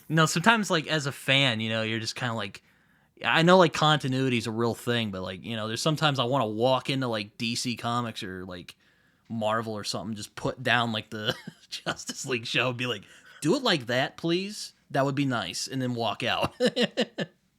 Yeah, it is really Like you tough don't to even get to need that to era. thank me in the credits. Just I'm just You're just the idea man. yeah, exactly. But as you said, like that sweet spot is when there's like a lesser known character that let an artist or a writer just like go to town on, And have that's a 20 or 30 issues. That's the dream. And that cannot happen anymore.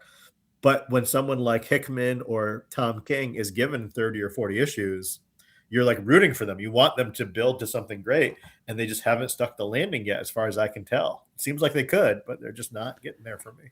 yeah, or oh dang it, you just said something that made me think of a good example, but I'm forgetting it at the moment. It'll come back to Yeah, it'll probably come back. But yeah, no, but yeah, no, it's like, or you know, you read something like DC: The New Frontier, you'll be like, hey guys, just do it like that, and we'll be great. You know, like we do. But you know, again, I know continuity is a thing. Be a But real it's really not anymore. I mean, I don't think anybody can explain the continuity of the Marvel or DC universe anymore because it's been rebooted and fractured so many times. Yeah, that's It's true. too bad because I grew up in an era where the continuity was really meaningful, and then Crisis really sabotaged that for DC, and it was a Crisis was a bad idea for DC. And then Marvel since has done so many reboots. I mean, that Bendis X-Men run where like the time traveling Scott Summers, like that whole thing is just like nonsense because it doesn't make any sense in any kind of continuity. It all just kind of falls apart. Yeah, no, I feel like Marvel has known what to do with X-Men since Grant Morrison showed up on the scene. Like, Yeah, Hickman had an ambitious run, but I think it kind of just petered out. no, but yeah, no, I'm just like, guys, you have this beautiful thing here that you do so much here with this, and you're not. But Yeah, but kind of going back, yeah, I fought. Oh, now I remember what I was going to say. One of the things I liked about the Unlimited show, like Justice League Unlimited in general, is that they would kind of give spotlight to some of these kind of lesser known Yeah. characters, like the Question. I love the Yep. Question in the show, even though he is kind of like less crazy Rorschach, but like that's great. Or they'll have like an It's great. episode where they're like running around, they run into like Commandy the Witch Boy doing some weird stuff, Yeah, or yeah, yeah. like Etrigan shows up, and I'm bringing up Jack Kirby characters, but.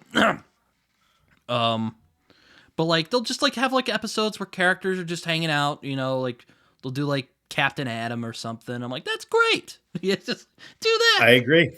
They each season had its own like arc, but they had individual episodes that were telling a compelling story, highlighting lesser known characters, having different characters like Or like Plastic interrelate and show Man. the I mean, dynamics. Plastic Man's It weird. A lot of people are pretty like, you good. should read the Jack Cole Plastic Man, but I've always kind of that's another one where we were talking about Flex Mentallo earlier and just like superheroes with like really bizarre, sometimes stupid powers. Like Plastic Man is great. Like I want more Plastic Man. The Jack Cole Plastic Man is like I appreciate it, but I think the real pleasure of Jack Cole's Plastic Man is if you read a bunch of other comics from the Golden Age also, and you see how flat and uninspired a lot of those comics are, and then you read Plastic Man and you're like, oh, Plastic Man is a breath of creative energy, because I don't think there haven't been a great reproduction of Plastic Man. There's not great collected editions that really like have the art pop. It's a lot of they're using that style, the Theeks. I don't know if you're aware of this, but a lot of those like DC archives, they use the Oh yeah, yeah, yeah. Theakstonizing I want process to. where they basically EC's just another traced one over it. I'd love to get to at some point because like I'm a big like Wally Wood fan. That's another one where I really like that Yeah. clean kind of art. I But a again, lot of those archives or reproductions of Golden Age art is not even the art. It's just literally people traced over the art and they're printing the tracings. well that And sucks. so that's how most of the Golden Age reprints are, because the comics are not able to be printed from and they don't have the original art anymore. So they traced it and they're just perpetuating those tracings over and over, which is like it was never the hand of the original artist at all. So the best reprints are the things like the Fantagraphics reprints or the Taschen reprints, where they're just reprinting like the photocopies of the comics in the way that you would actually have read them back in the Oh, day. I'll have to find those. I mean, I know recently they've been doing like I got Swamp Thing issue 37, the introduction of John Constantine because they were selling those a while back. So they've been kind of putting out issues and they The kind of look like the facsimiles, old yeah. the facsimiles, which I thought were kind of fun. But I'm kind of hesitant with those because I'm more of a trade waiter. That's what I was waiting. Yeah, that's what I was wondering. Like, how many single issues do you buy in a given year, and how many of those I are like don't own recent? very many. Like the some I own are more like ones of like personal attachment. Like I have Pog because I have a very special Yeah, attachment to that story, or like Fantastic Four facsimile. Because again, I have an attachment to that. Um, yeah. That because I'm a single issue guy, but not recently, not over the past 10 years. But up well, until that's the then, fun it was thing like, about the Ryan North Fantastic Four. A lot of those are just like one or two issue kind of. There is like a arc kind of going on, but it's like very much in the background. It's very much just like here's Fantastic Four going on adventures basically and being a family. that's cool. I love single issues, but it's The a only thing storage is the problem. art isn't It's consistent. It's very kind of I don't want to say it's uh, bland. It's just kind of like it's what you'd expect from like current art. mid-level. Yeah, yeah. Actually, my big thing about Marvel and DC now is almost exclusively the coloring. I think the coloring is Right. atrocious, You and I know, think I think if almost every contemporary comic were colored the way they were colored in the you 80s, know what's I so think they would funny? look so much better. It's not even close. Like they just are garishly colored now. You know what's so funny about that? I it's so funny. I was talking the other day about like coloring in comics on the kayfabe group, and I was just like, you know, the old colors from comics, they're great. Whatever Flat happened to colors are that? better, so much What better. happened? And Computers, most of them were computers a happened. bunch of older people were like, idiot, the internet showed up. What do you think happened? I'm like, okay. Computer But coloring. No, they used to like cut. They used to cut those colors by hand. like It was literal, just like blocks of oh, color they would cut out. And now the computer lets you be so nuanced with color. It's like you're painting over all the art, and it just looks it's like ugly. just look at some of the colors in my Batman Year 1 article here. Like just amazing. You know, sorry, I'm sure you know this already, but like Is some of these that colors are just magnanimous. I well? The think. thing about Batman Year One is that Richmond Lewis recolored it for the trade, so it's a completely different Oh, he color did. scheme for the single issues. Oh well, nonetheless, I still love them. I think the colors are really nice. Or So this. if you buy the absolute Batman Year One, they reprinted both the original newsprint colors and the trade paperback colors, and so you can see them Or like both volumes. recently It's really Marvel cool, put out like Daredevil Born Again, and I was looking through that the other day, and again the colors in that are just amazing. Like, and it's just flat colors. There's no computer rendering. It's just or flat like colors. the old Vertigo, because I did not get the omnibus for the Alan Moore Swamp Thing, because I heard they recolored it, and it doesn't look that good. And again, I'm just looking through the coloring in some of those Swamp Thing issues. They're so good. They're just so Yeah, I would good. say I think that Comic book coloring is underrated, I think. It's a the thankless absolute art Swamp form. Thing colored by Jose Villarrubia is good. Like it's interesting, but I still don't like it as much as the original color. But I think it's good. I think his recoloring job. He's the best of the new colorists by far. Yeah, no, I'm just kind of it's just kind of like these colors are so good. What happened? And they're like, the internet happened. I'm like, dang it. The internet, We're it cooked. did. It ruined a lot of things. Not that there's, amazing art. Like I'm a big fan of Saga, and some of the art in that is just magnificent. It Even though it is. kind of slowed down because they went on like a 3 year, and now they're just kind of putting it out when they want to.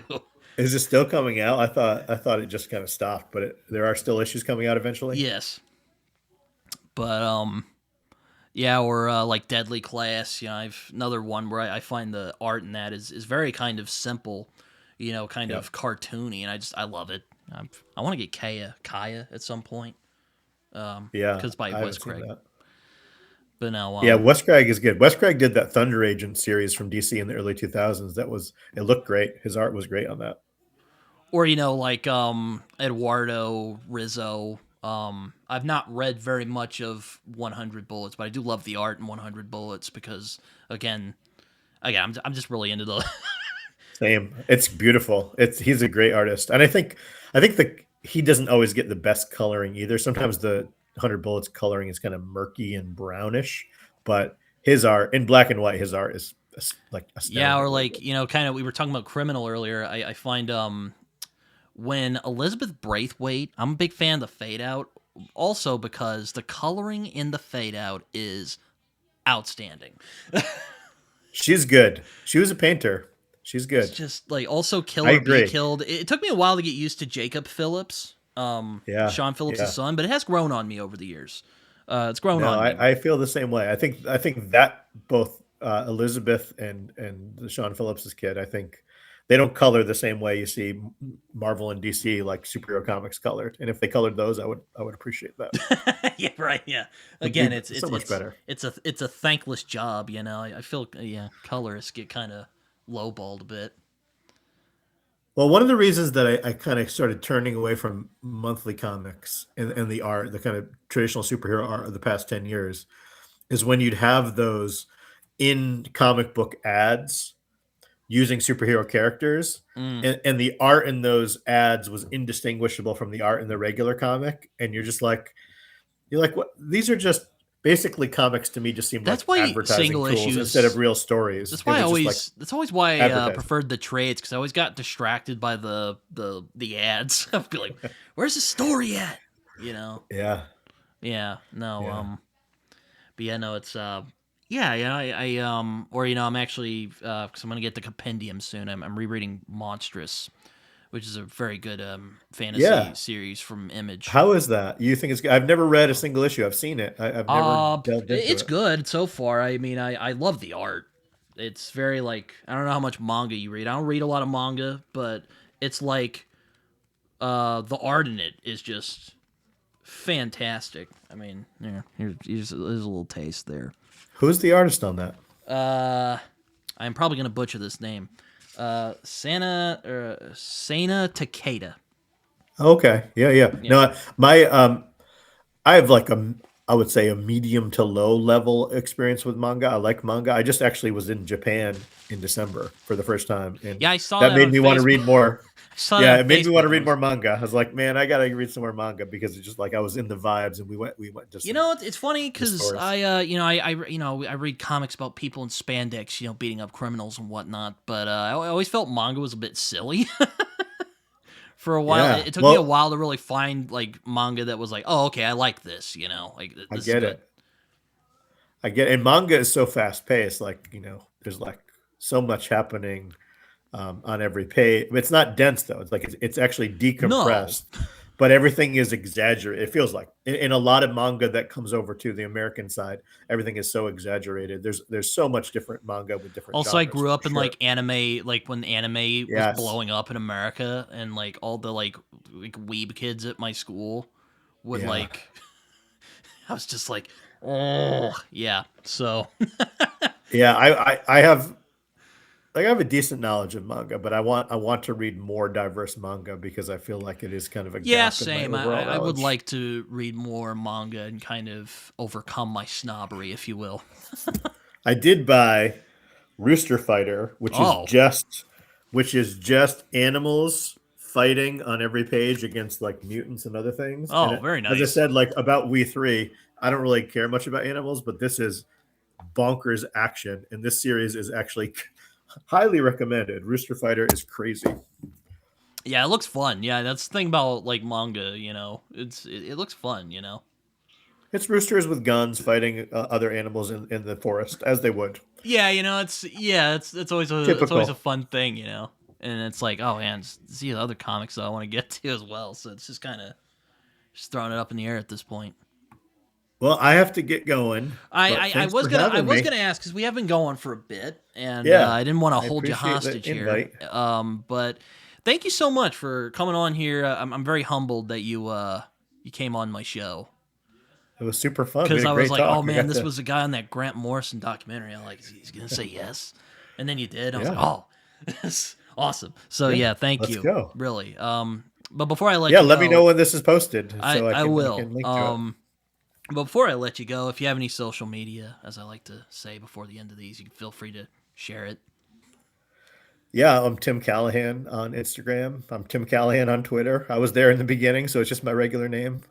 And you could friend me on Facebook too. I don't post a lot of comic book stuff. I post my day job stuff on Facebook, but on Instagram, I'm somewhat connected, and I use Threads because Instagram has Threads built in. So if you want to hit me up on Instagram, Tim Callahan. But thank you, Tim, for hanging out with me for a little bit, and hopefully we could do this again at some point. Sounds great. Thanks, Britton. All right, well, take care, everyone, and until next time, see you guys later. Bye bye now. Bye bye.